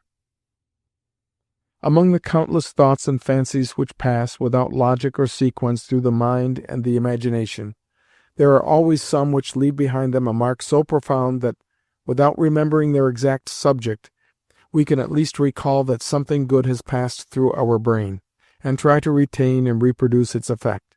Such was the mark left upon my consciousness by the idea of sacrificing my feelings to Masha's happiness, seeing that she believed that she could attain it only through a union with Basil. Chapter 19. Boyhood. Perhaps people will scarcely believe me when I tell them what were the dearest, most constant objects of my reflections during my boyhood. So little did those objects consort with my age and position. Yet, in my opinion, contrast between a man's actual position and his moral activity constitutes the most reliable sign of his genuineness.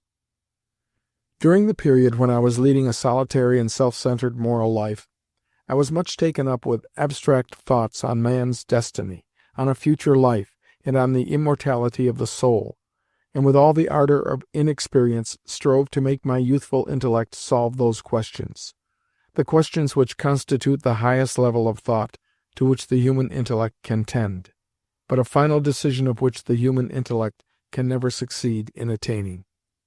I believe the intellect to take the same course of development in the individual as in the mass, as also that the thoughts which serve as a basis for philosophical theories are an inseparable part of that intellect, and that every man must be more or less conscious of those thoughts before he can know anything of the existence of philosophical theories. To my own mind, those thoughts presented themselves with such clarity and force that I tried to apply them to life, in the fond belief that I was the first to have discovered such splendid and invaluable truths. Sometimes I would suppose that happiness depends not upon external causes themselves, but only upon our relation to them, and that, provided a man can accustom himself to bearing suffering, he need never be unhappy. To prove the latter hypothesis I would, despite the horrible pain, hold out a Tatistchev's dictionary at arm's length, for 5 minutes at a time, or else go into the storeroom and scourge my back with cords until the tears involuntarily came to my eyes. Another time, suddenly bethinking me that death might find me at any hour or any minute, I came to the conclusion that man could only be happy by using the present to the full and taking no thought for the future. Indeed, I wondered how people had never found that out before. Acting under the influence of the new idea, I laid my lesson books aside for 2 or 3 days, and reposing on my bed, gave myself up to novel reading, and the eating of gingerbread and honey, which I had bought with my last remaining coins. Again, standing one day before the blackboard and smearing figures on it with honey, I was struck with the thought, why is symmetry so agreeable to the eye? What is symmetry? Of course it is an innate sense, I continued, yet what is its basis? Perhaps everything in life is symmetry? But no. On the contrary, this is life. And I drew an oblong figure on the board. And after life the soul passes to eternity. Here I drew a line from one end of the oblong figure to the edge of the board. Why should there not be a corresponding line on the other side? If there can be an eternity on one side, there must surely be a corresponding one on the other. That means that we have existed in a previous life, but have lost the recollection of it. This conclusion, which seemed to me at the time both clear and novel, but the arguments for which it would be difficult for me at this distance of time to piece together, pleased me extremely, so I took a piece of paper and tried to write it down. But at the first attempt, such a rush of other thoughts came whirling through my brain that I was obliged to jump up and pace the room. At the window, my attention was arrested by a driver harnessing a horse to a water cart, and at once my mind concentrated itself upon the decision of the question, into what animal or human being will the spirit of that horse pass at death? Just at that moment, Woloda passed through the room, and smiled to see me absorbed in speculative thoughts. His smile at once made me feel that all that I had been thinking about was utter nonsense. I have related all this as I recollect it, in order to show the reader the nature of my cogitations. No philosophical theory attracted me so much as scepticism, which at one period brought me to a state of mind verging upon insanity. I took the fancy into my head that no one nor anything really existed in the world except myself, that objects were not objects at all, but that images of them became manifest only so soon as I turned my attention upon them, and vanished again directly that I ceased to think about them. In short, this idea of mine, that real objects do not exist but only one's conception of them, brought me to Schelling's well-known theory. There were moments when the influence of this idea led me to such vagaries as, for instance, turning sharply round, in the hope that by the suddenness of the movement I should come in contact with the void which I believed to be existing where I myself purported to be. What a pitiful spring of moral activity is the human intellect! My faulty reason could not define the impenetrable. Consequently, it shattered one fruitless conviction after another, convictions which, happily for my after-life, I never lacked the courage to abandon as soon as they proved inadequate. From all this weary mental struggle, I derived only a certain pliancy of mind, a weakening of the will, a habit of perpetual moral analysis, and a diminution both of freshness of sentiment and of clearness of thought. Usually, abstract thinking develops man's capacity for apprehending the bent of his mind at certain moments and laying it to heart, but my inclination for abstract thought developed my consciousness in such a way that often when I began to consider even the simplest matter, I would lose myself in a labyrinthine analysis of my own thoughts concerning the matter in question. That is to say, I no longer thought of the matter itself, but only of what I was thinking about it. If I had then asked myself, of what am I thinking? The true answer would have been, I am thinking of what I am thinking. And if I had further asked myself, what then are the thoughts of which I am thinking? I should have had to reply, they are attempts to think of what I am thinking concerning my own thoughts, and so on. Reason, with me, had to yield to excess of reason. Every philosophical discovery which I made so flattered my conceit that I often imagined myself to be a great man discovering new truths for the benefit of humanity. Consequently, I looked down with proud dignity upon my fellow-mortals.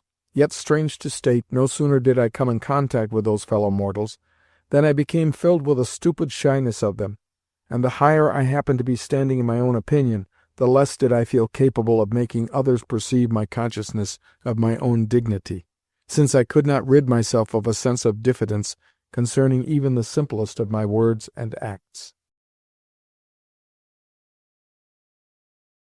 Chapter 20. Woloda. The further I advance in the recital of this period of my life, the more difficult and onerous does the task become. Too rarely do I find among the reminiscences of that time any moments full of the ardent feeling of sincerity which so often and so cheeringly illumined my childhood. Gladly would I pass in haste over my lonely boyhood, the sooner to arrive at the happy time when once again a tender, sincere, and noble friendship marked with a gleam of light at once the termination of that period and the beginning of a phase of my youth which was full of the charm of poetry. Therefore, I will not pursue my recollections from hour to hour, but only throw a cursory glance at the most prominent of them, from the time to which I have now carried my tale to the moment of my first contact with the exceptional personality that was fated to exercise such a decisive influence upon my character and ideas. Woloda was about to enter the university. Tutors came to give him lessons independently of myself, and I listened with envy and involuntary respect as he drew boldly on the blackboard with white chalk and talked about functions, signs, and so forth, all of which seemed to me terms pertaining to unattainable wisdom. At length, one Sunday before luncheon, all the tutors, and among them 2 professors, assembled in Grandmamma's room, and in the presence of Papa and some friends, put Woloda through a rehearsal of his university examination, in which, to Grandmamma's delight, he gave evidence of no ordinary amount of knowledge. Questions on different subjects were also put to me, but on all of them I showed complete ignorance, while the fact that the professors manifestly endeavoured to conceal that ignorance from Grandmamma only confused me the more. Yet, after all, I was only 15, and so had a year before me in which to prepare for the examinations. Woloda now came downstairs for luncheon only, and spent whole days and evenings over his studies in his own room, to which he kept, not from necessity, but because he preferred its seclusion. He was very ambitious, and meant to pass the examinations not by halves, but with flying colours. The first day arrived. Woloda was wearing a new blue frock-coat with brass buttons, a gold watch, and shiny boots.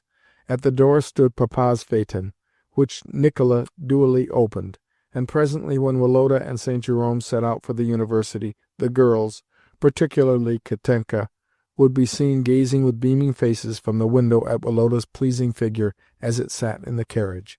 Papa said several times, "God go with him," and Grandmamma, who also had dragged herself to the window, continued to make the sign of the cross as long as the phaeton was visible, as well as to murmur something to herself. When Woloda returned, every one eagerly crowded round him. How many marks? Were they good ones? Yes, but his happy face was an answer in itself. He had received 5 marks, the maximum. The next day he sped on his way with the same good wishes and the same anxiety for his success, and was welcomed home with the same eagerness and joy. This lasted for 9 days. On the 10th day there was to be the last and most difficult examination of all, the one in divinity. We all stood at the window, and watched for him with greater impatience than ever. 2 o'clock, and yet no Woloda. "Here they come, Papa! Here they come!" suddenly screamed Lubotshka as she peered through the window. Sure enough, the phaeton was driving up with St. Jerome and Woloda, the latter no longer in his grey cap and blue frock-coat, but in the uniform of a student of the university, with its embroidered blue collar, 3-cornered hat, and gilded sword. "Ah, if only she had been alive now!" exclaimed Grandmamma on seeing Woloda in this dress, and swooned away.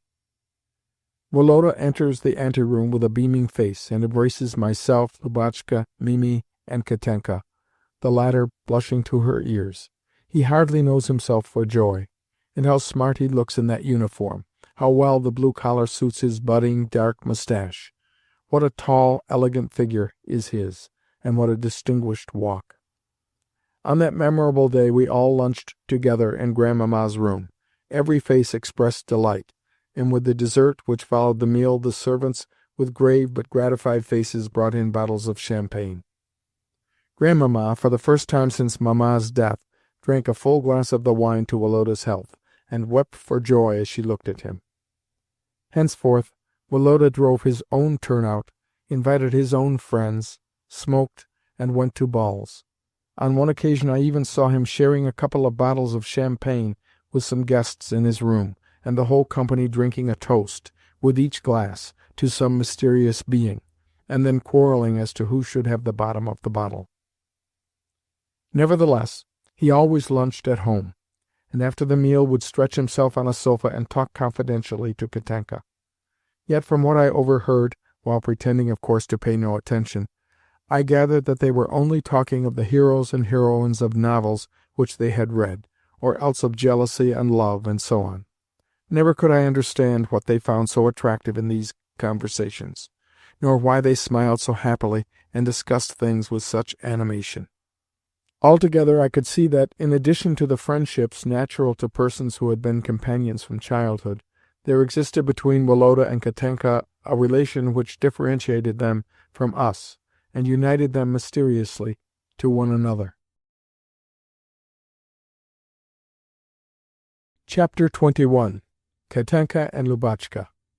Katenka was now 16 years old, quite a grown-up girl, and although at that age the angular figures, the bashfulness, and the gaucherie peculiar to girls passing from childhood to youth usually replace the comely freshness and graceful, half-developed bloom of childhood, she had in no way altered.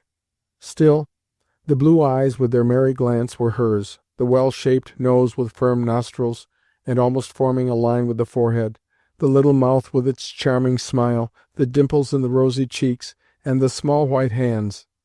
To her the epithet of girl, pure and simple, was preeminently applicable, for in her the only new features were a new and young lady-like arrangement of her thick flaxen hair and a youthful bosom, the latter an addition which at once caused her great joy and made her very bashful.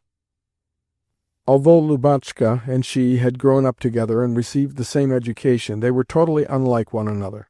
Lubotshka was not tall, and the rickets from which she had suffered had shaped her feet in goose fashion, and made her figure very bad. The only pretty feature in her face was her eyes, which were indeed wonderful, being large and black, and instinct with such an extremely pleasing expression of mingled gravity and naivete that she was bound to attract attention. In everything she was simple and natural, so that, whereas Katenka always looked as though she were trying to be like someone else, Lubotshka looked people straight in the face, and sometimes fixed them so long with her splendid black eyes that she got blamed for doing what was thought to be improper.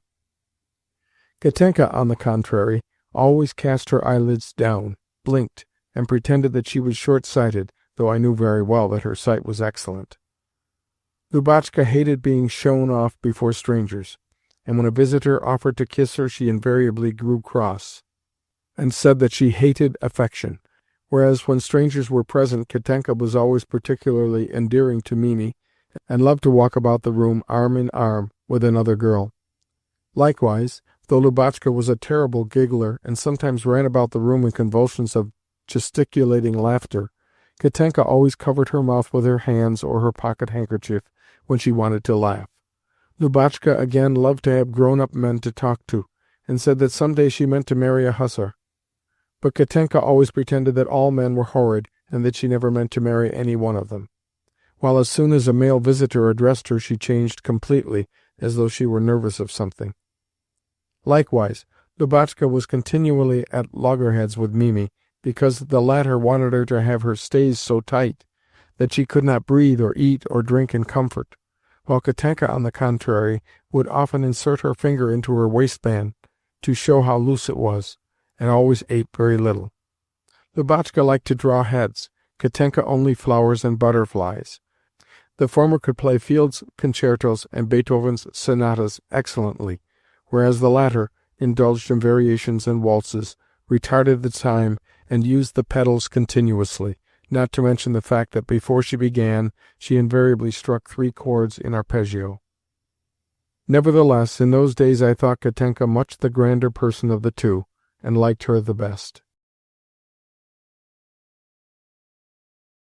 Chapter 22. Papa.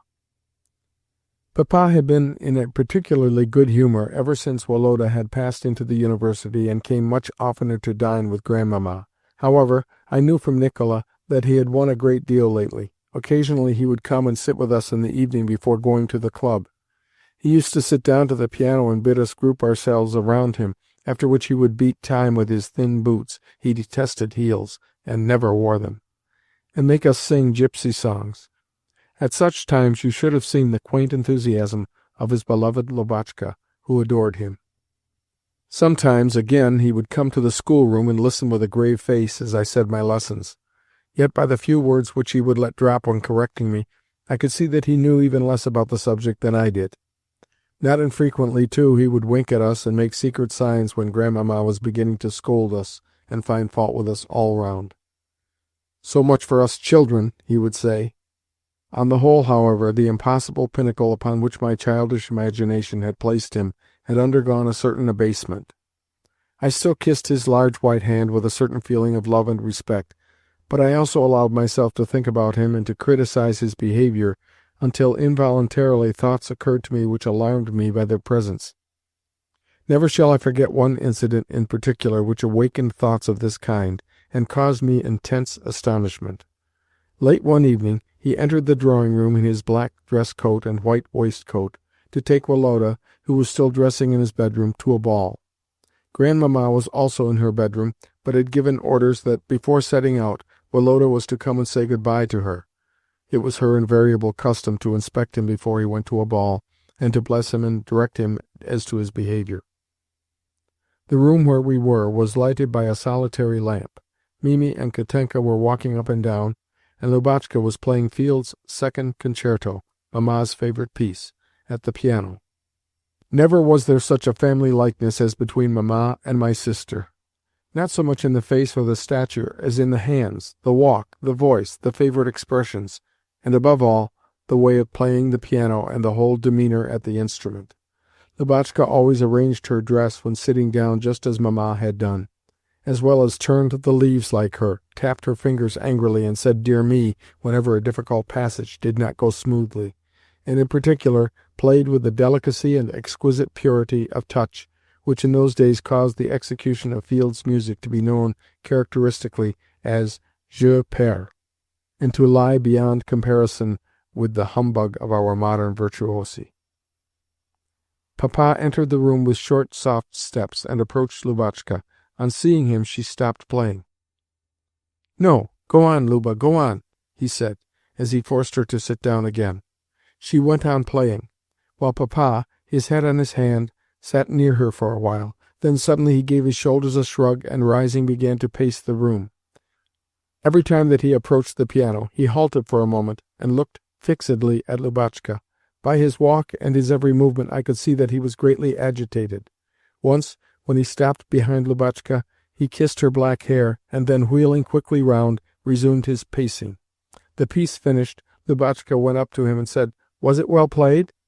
Whereupon, without answering, he took her head in his two hands, and kissed her forehead and eyes with such tenderness as I had never before seen him display. "Why, you are crying!" cried Lubotshka suddenly as she ceased to toy with his watch-chain and stared at him with her great black eyes. "Pardon me, darling Papa. I had quite forgotten that it was dear Mamma's piece which I was playing." "No, no, my love. Play it often," he said, in a voice trembling with emotion. "Ah, if only you knew how much good it does me to share your tears!" He kissed her again, and then, mastering his feelings and shrugging his shoulders, went to the door leading to the corridor which ran past Woloda's room. "Waldemar, shall you be ready soon?" he cried, halting in the middle of the passage. Just then Masha came along. "Why, you look prettier every day," he said to her. She blushed and passed on. "Waldemar, shall you be ready soon?" he cried again, with a cough and a shake of his shoulders, just as Masha slipped away and he first caught sight of me. I love Papa, but the intellect is independent of the heart, and often gives birth to thoughts which offend and are harsh and incomprehensible to the feelings. And it was thoughts of this kind that, for all I strove to put them away, arose at that moment in my mind. Chapter 23. Grandmamma. Grandmamma was growing weaker every day. Her bell, Gasha's grumbling voice, and the slamming of doors in her room were sounds of constant occurrence. And she no longer received us sitting in the Voltairian armchair in her boudoir, but lying on the bed in her bedroom, supported on lace-trimmed cushions. One day, when she greeted us, I noticed a yellowish-white swelling on her hand, and smelt the same oppressive odour which I had smelt 5 years ago in Mamma's room. The doctor came 3 times a day, and there had been more than one consultation. Yet the character of her haughty, ceremonious bearing towards all who lived with her, and particularly towards Papa, never changed in the least. She went on emphasizing certain words, raising her eyebrows, and saying "my dear," just as she had always done. Then for a few days we did not see her at all, and one morning St. Jerome proposed to me that Woloda and I should take Katenka and Lubotshka for a drive during the hours generally allotted to study. Although I observed that the street was lined with straw under the windows of Grandmamma's room, and that some men in blue stockings, undertakers' men, were standing at our gate, the reason never dawned upon me why we were being sent out at that unusual hour. Throughout the drive, Lubotshka and I were in that particularly merry mood when the least trifle, the least word or movement, sets one off laughing. A pedlar went trotting across the road with a tray, and we laughed. Some ragged cabmen, brandishing their reins and driving at full speed, overtook our sledge, and we laughed again. Next, Philip's whip got caught in the side of the vehicle, and the way in which he said "bother the thing" as he drove to disentangle it almost killed us with mirth. Mimi looked displeased, and said that only silly people laughed for no reason at all. But Lubotshka, her face purple with suppressed merriment, needed but to give me a sly glance, and we again burst out into such Homeric laughter, when our eyes met, that the tears rushed into them and we could not stop our paroxysms, although they nearly choked us. Hardly, again, had we desisted a little, when I looked at Lubotshka once more, and gave vent to one of the slang words which we then affected among ourselves, words which always called forth hilarity, and in a moment we were laughing again. Just as we reached home, I was opening my mouth to make a splendid grimace at Lubotshka, when my eye fell upon a black coffin cover which was leaning against the gate, and my mouth remained fixed in its gaping position. "Your Grandmamma is dead," said St. Jerome as he met us. His face was very pale. Throughout the whole time that Grandmamma's body was in the house, I was oppressed with the fear of death, for the corpse served as a forcible and disagreeable reminder that I too must die some day, a feeling which people often mistake for grief. I had no sincere regret for Grandmamma, nor, I think, had any one else, since, although the house was full of sympathizing callers, nobody seemed to mourn for her from their hearts, except one mourner whose genuine grief made a great impression upon me, seeing that the mourner in question was Gasha. She shut herself up in the garret, tore her hair, and refused all consolation, saying that now that her mistress was dead, she only wished to die herself. I again assert that, in matters of feeling, it is the unexpected effects that constitute the most reliable signs of sincerity. Though Grandmamma was no longer with us, reminiscences and gossip about her long went on in the house. Such gossip referred mostly to her will, which she had made shortly before her death, and of which as yet no one knew the contents except her bosom friend, Prince Ivanitch. I could hear the servants talking excitedly together, and making innumerable conjectures as to the amount left and the probable beneficiaries. Nor can I deny that the idea that we ourselves were probably the latter greatly pleased me. 6 weeks later, Nikolai, who acted as regular news-agent to the house, informed me that Grandmamma had left the whole of her fortune to Lubotshka, with, as her trustee until her majority, not Papa, but Prince Ivanitch. Chapter 24. Myself. Only a few months remained before I was to matriculate for the university, yet I was making such good progress that I felt no apprehensions, and even took a pleasure in my studies. I kept in good heart, and learnt my lessons fluently and intelligently. The faculty I had selected was the mathematical one, probably, to tell the truth, because the terms tangent, differentials, integrals, and so forth, pleased my fancy. Though stout and broad-shouldered, I was shorter than Woloda, while my ugliness of face still remained and tormented me as much as ever.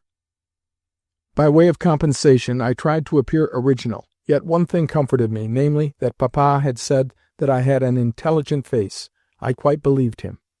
St. Jerome was not only satisfied with me, but actually had taken to praising me. Consequently, I had now ceased to hate him. In fact, when one day he said that, with my capacities and my intellect, it would be shameful for me not to accomplish this, that, or the other thing, I believe I almost liked him. I had long ago given up keeping observation on the maidservant's room, for I was now ashamed to hide behind doors. Likewise, I confessed that the knowledge of Masha's love for Basil had greatly cooled my ardour for her, and that my passion underwent a final cure by their marriage, a consummation to which I myself contributed by, at Basil's request, asking Papa's consent to the union. When the newly married couple brought trays of cakes and sweetmeats to Papa as a thank-offering, and Masha, in a cap with blue ribbons, kissed each of us on the shoulder in betoken of her gratitude, I merely noticed the scent of the rose pomade on her hair, but felt no other sensation. In general, I was beginning to get the better of my youthful defects, with the exception of the principal one, the one of which I shall often again have to speak in relating my life's history, namely, the tendency to abstract thought. Chapter 25. Woloda's Friends. Although, when in the society of Woloda's friends, I had to play a part that hurt my pride, I liked sitting in his room when he had visitors, and silently watching all they did. The two who came most frequently to see him were a military adjutant called Dubkoff, and a student named Prince Nekhludoff. Dubkoff was a little dark-haired, highly strung man who, though short of stature and no longer in his first youth, had a pleasing and invariably cheerful air. His was one of those limited natures which are agreeable through their very limitations, natures which cannot regard matters from every point of view, but which are nevertheless attracted by everything. Usually the reasoning of such persons is false and one-sided, yet always genuine and taking, wherefore their narrow egotism seems both amiable and excusable. There were two other reasons why Dubkoff had charms for Woloda and myself, namely, the fact that he was of military appearance, and secondly, and principally, the fact that he was of a certain age, an age with which young people are apt to associate that quality of gentlemanliness which is so highly esteemed at their time of life. However, he was in very truth un homme comme il faut. The only thing which I did not like about it all was that, in his presence, Woloda always seemed ashamed of my innocent behaviour, and still more so of my youthfulness. As for Prince Nekhludoff, he was in no way handsome, since neither his small grey eyes, his low projecting forehead, nor his disproportionately long hands and feet could be called good features. The only good points about him were his unusually tall stature, his delicate colouring, and his splendid teeth.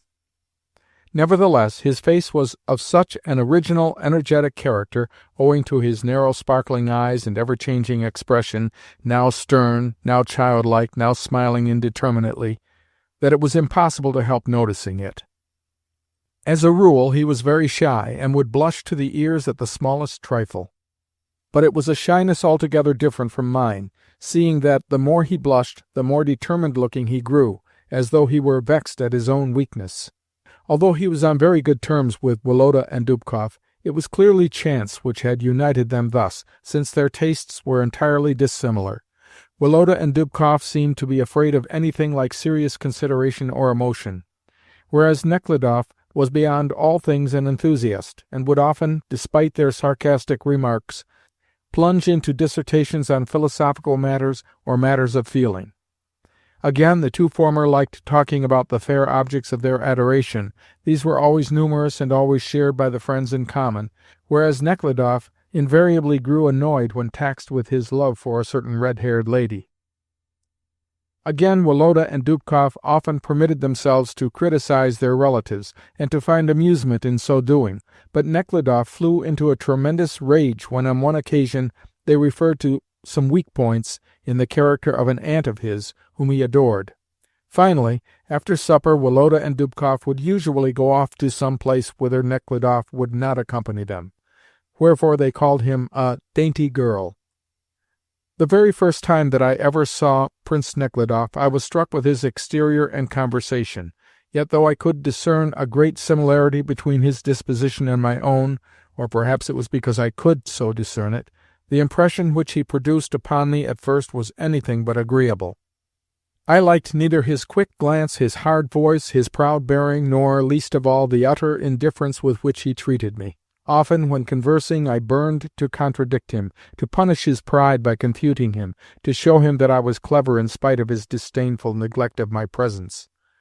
But I was invariably prevented from doing so by my shyness.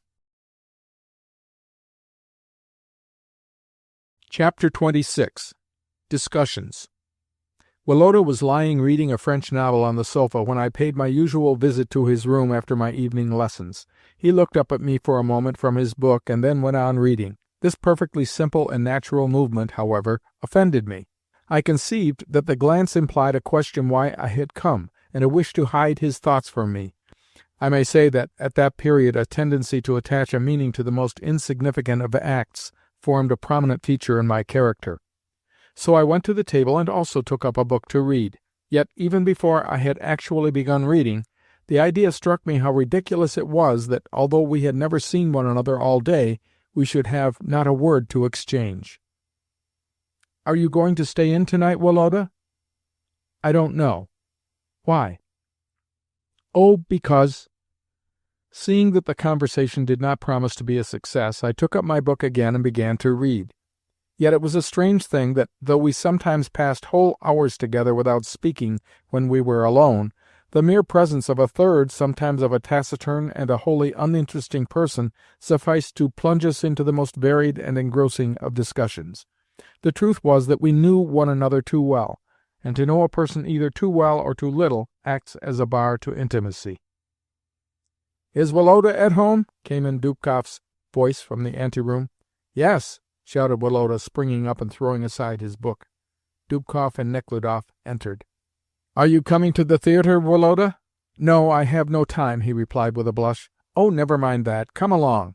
But I haven't got a ticket." "Tickets, as many as you like, at the entrance." "Very well, then. I'll be back in a minute," said Woloda evasively as he left the room. I knew very well that he wanted to go, but that he had declined because he had no money, and had now gone to borrow 5 roubles of one of the servants, to be repaid when he got his next allowance. "How do you do, diplomat?" said Dubkoff to me as he shook me by the hand. Woloda's friends had called me by that nickname since the day when Grandmamma had said at luncheon that Woloda must go into the army, but that she would like to see me in the diplomatic service, dressed in a black frock-coat, and with my hair arranged à la coque, the 2 essential requirements, in her opinion, of a diplomat. "Where has Woloda gone to?" asked Nechludoff. "I don't know," I replied, blushing to think that nevertheless they had probably guessed his errand. "I suppose he has no money?" "Yes, I can see I am right, O diplomatist," he added, taking my smile as an answer in the affirmative. "Well, I have none either. Have you any, Dubkoff?" "I'll see," replied Dubkoff, feeling for his pocket and rummaging gingerly about with his squat little fingers among his small change. "Yes, here are 5 kopecks. 20, but that's all," he concluded with a comic gesture of his hand. At this point Woloda re-entered. "Are we going?" "No." "What an odd fellow you are," said Nechludoff. "Why don't you say that you have no money? Here, take my ticket." "But what are you going to do?"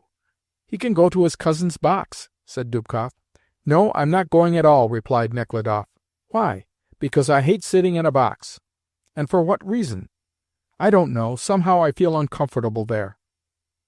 "Always the same. I can't understand a fellow feeling uncomfortable when he is sitting with people who are fond of him. It is unnatural, mon cher." "But what else is there to be done, si je suis tant timide? You never blushed in your life, but I do at the least trifle," and he blushed at that moment. "Do you know what that nervousness of yours proceeds from?" said Dubkoff in a protecting sort of tone. "D'un excès d'amour-propre, mon cher." "What do you mean by excès d'amour-propre?" asked Nechludoff, highly offended. "On the contrary, I am shy just because I have too little amour-propre. I always feel as though I were being tiresome and disagreeable, and therefore—" "Well, get ready," Woloda interrupted Dubkoff, tapping my brother on the shoulder and handing him his cloak. "Ignaz, get your master ready." "Therefore," continued Nechludoff, "it often happens with me that—" But Dubkoff was not listening. Tra-la-la-la, and he hummed a popular air. "Oh, but I'm not going to let you off," went on Nechludoff. "I mean to prove to you that my shyness is not the result of conceit. You can prove it as we go along. But I have told you I am not going. Well, then, stay here and prove it to the diplomat, and he can tell us all about it when we return." "Yes, that's what I will do," said Nechludoff, with boyish obstinacy. "So hurry up with your return." "Well, do you think I am egotistic?" he continued, seating himself beside me. True, I had a definite opinion on the subject, but I felt so taken aback by this unexpected question that at first I could make no reply. "Yes, I do think so," I said at length, in a faltering voice, and colouring at the thought that at last the moment had come when I could show him that I was clever. "I think that everybody is egotistic, and that everything we do is done out of egotism." "But what do you call egotism?" asked Nechludoff, smiling, as I thought, a little contemptuously. "Egotism is a conviction that we are better and cleverer than anyone else," I replied. "But how can we all be filled with this conviction?" he inquired. "Well, I don't know if I am right or not. Certainly no one but myself seems to hold the opinion, but I believe that I am wiser than anyone else in the world, and that all of you know it." "At least I can say for myself," observed Nechludoff, "that I have met a few people whom I believe to excel me in wisdom." "It is impossible," I replied with conviction. "Do you really think so?" he said, looking at me gravely. "Yes, really," I answered, and an idea crossed my mind which I proceeded to expound further. "Let me prove it to you. Why do we love ourselves better than anyone else? Because we think ourselves better than anyone else, more worthy of our own love. If we thought others better than ourselves, we should love them better than ourselves, but that is never the case. And even if it were so, I should still be right," I added with an involuntary smile of complacency. For a few minutes Nechludoff was silent. "I never thought you were so clever," he said with a smile so good-humoured and charming that I at once felt happy. Praise exercises an all-potent influence, not only upon the feelings but also upon the intellect, so that under the influence of that agreeable sensation I straightway felt much cleverer than before, and thoughts began to rush with extraordinary rapidity through my head. From egotism we passed insensibly to the theme of love, which seemed inexhaustible, although our reasonings might have sounded nonsensical to a listener, so vague and one-sided were they. For ourselves they had a profound significance. Our minds were so perfectly in harmony that not a chord was struck in the one without awakening an echo in the other, and in this harmonious striking of different chords we found the greatest delight. Indeed, we felt as though time and language were insufficient to express the thoughts which seethed within us. Chapter 27. The Beginning of Our Friendship. From that time forth a strange but exceedingly pleasant relation subsisted between Dmitri Nechludoff and myself. Before other people he paid me scanty attention, but as soon as ever we were alone, we would sit down together in some comfortable corner, and, forgetful both of time and of everything around us, fall to reasoning. We talked of a future life, of art, service, marriage, and education. Nor did the idea ever occur to us that very possibly all we said was shocking nonsense. The reason why it never occurred to us was that the nonsense which we talked was good, sensible nonsense, and that so long as one is young one can appreciate good nonsense, and believe in it. In youth the powers of the mind are directed wholly to the future, and that future assumes such various, vivid, and alluring forms under the influence of hope based not upon the experience of the past, but upon an assumed possibility of happiness to come, that such dreams of expected felicity constitute in themselves the true happiness of that period of our life. How I loved those moments in our metaphysical discussions which formed the major portion of our intercourse, when thoughts came thronging faster and faster, and succeeding one another at lightning speed, and growing more and more abstract, at length attained such a pitch of elevation that one felt powerless to express them, and said something quite different from what one had intended at first to say. How I liked those moments, too, when, carried higher and higher into the realms of thought, we suddenly felt that we could grasp its substance no longer, and go no further. At carnival time Nechludoff was so much taken up with one festivity and another that, though he came to see us several times a day, he never addressed a single word to me. This offended me so much that once again I found myself thinking him a haughty, disagreeable fellow. and only awaited an opportunity to show him that I no longer valued his company or felt any particular affection for him. Accordingly, the first time that he spoke to me after the carnival, I said that I had lessons to do, and went upstairs, but a quarter of an hour later someone opened the schoolroom door, and Nechludoff entered. "Am I disturbing you?" he asked. "No," I replied, although I had at first intended to say that I had a great deal to do. "Then why did you run away just now? It is a long while since we had a talk together, and I have grown so accustomed to these discussions that I feel as though something were wanting." My anger had quite gone now, and Dimitri stood before me the same good and lovable being as before. "You know, perhaps, why I ran away?" I said. "Perhaps I do," he answered, taking a seat near me. "However, though it is possible I know why, I cannot say it straight out, whereas you can." "Then I will do so. I ran away because I was angry with you. Well, not angry, but grieved. I always have an idea that you despise me for being so young." "Well, do you know why I always feel so attracted towards you?" he replied, meeting my confession with a look of kind understanding. "And why I like you better than any of my other acquaintances, or than any of the people among whom I mostly have to live? It is because I found out at once that you have the rare and astonishing gift of sincerity." "Yes, I always confess the things of which I am most ashamed, but only to people in whom I trust," I said. "Ah, but to trust a man you must be his friend completely, and we are not friends yet, Nicholas. Remember how when we were speaking of friendship we agreed that, to be real friends, we ought to trust one another implicitly?" "I trust you in so far as that I feel convinced you would never repeat a word of what I might tell you," I said. "Yet perhaps the most interesting and important thoughts of all are just those which we never tell one another, while the mean thoughts, the thoughts which, if we only knew that we had to confess them to one another, would probably never have the hardihood to enter our minds. Well, do you know what I am thinking of, Nicholas?" he broke off, rising and taking my hand with a smile. "I propose, and I feel sure that it would benefit us mutually, that we should pledge our word to one another to tell each other everything. We should then really know each other, and never have anything on our consciences. And to guard against outsiders, let us also agree never to speak of one another to a third person. Suppose we do that?" "I agree," I replied, and we did it. What the result was shall be told hereafter. Kerr has said that every attachment has two sides. One loves, and the other allows himself to be loved. One kisses, and the other surrenders his cheek. That is perfectly true. In the case of our own attachment it was I who kissed, and Dimitri who surrendered his cheek, though he, in his turn, was ready to pay me a similar salute. We loved equally because we knew and appreciated each other thoroughly, but this did not prevent him from exercising an influence over me, nor myself from rendering him adoration. It will be readily understood that Nechludoff's influence caused me to adopt his bent of mind, the essence of which lay in an enthusiastic reverence for ideal virtue and a firm belief in man's vocation to perpetual perfection. To raise mankind, to abolish vice and misery, seemed at that time a task offering no difficulties. To educate oneself to every virtue, and so to achieve happiness, seemed a simple and easy matter. Only God himself knows whether those blessed dreams of youth were ridiculous, or whose the fault was that they never became realized. End of Boyhood, by Leo Tolstoy, translated by C.J. Hogarth.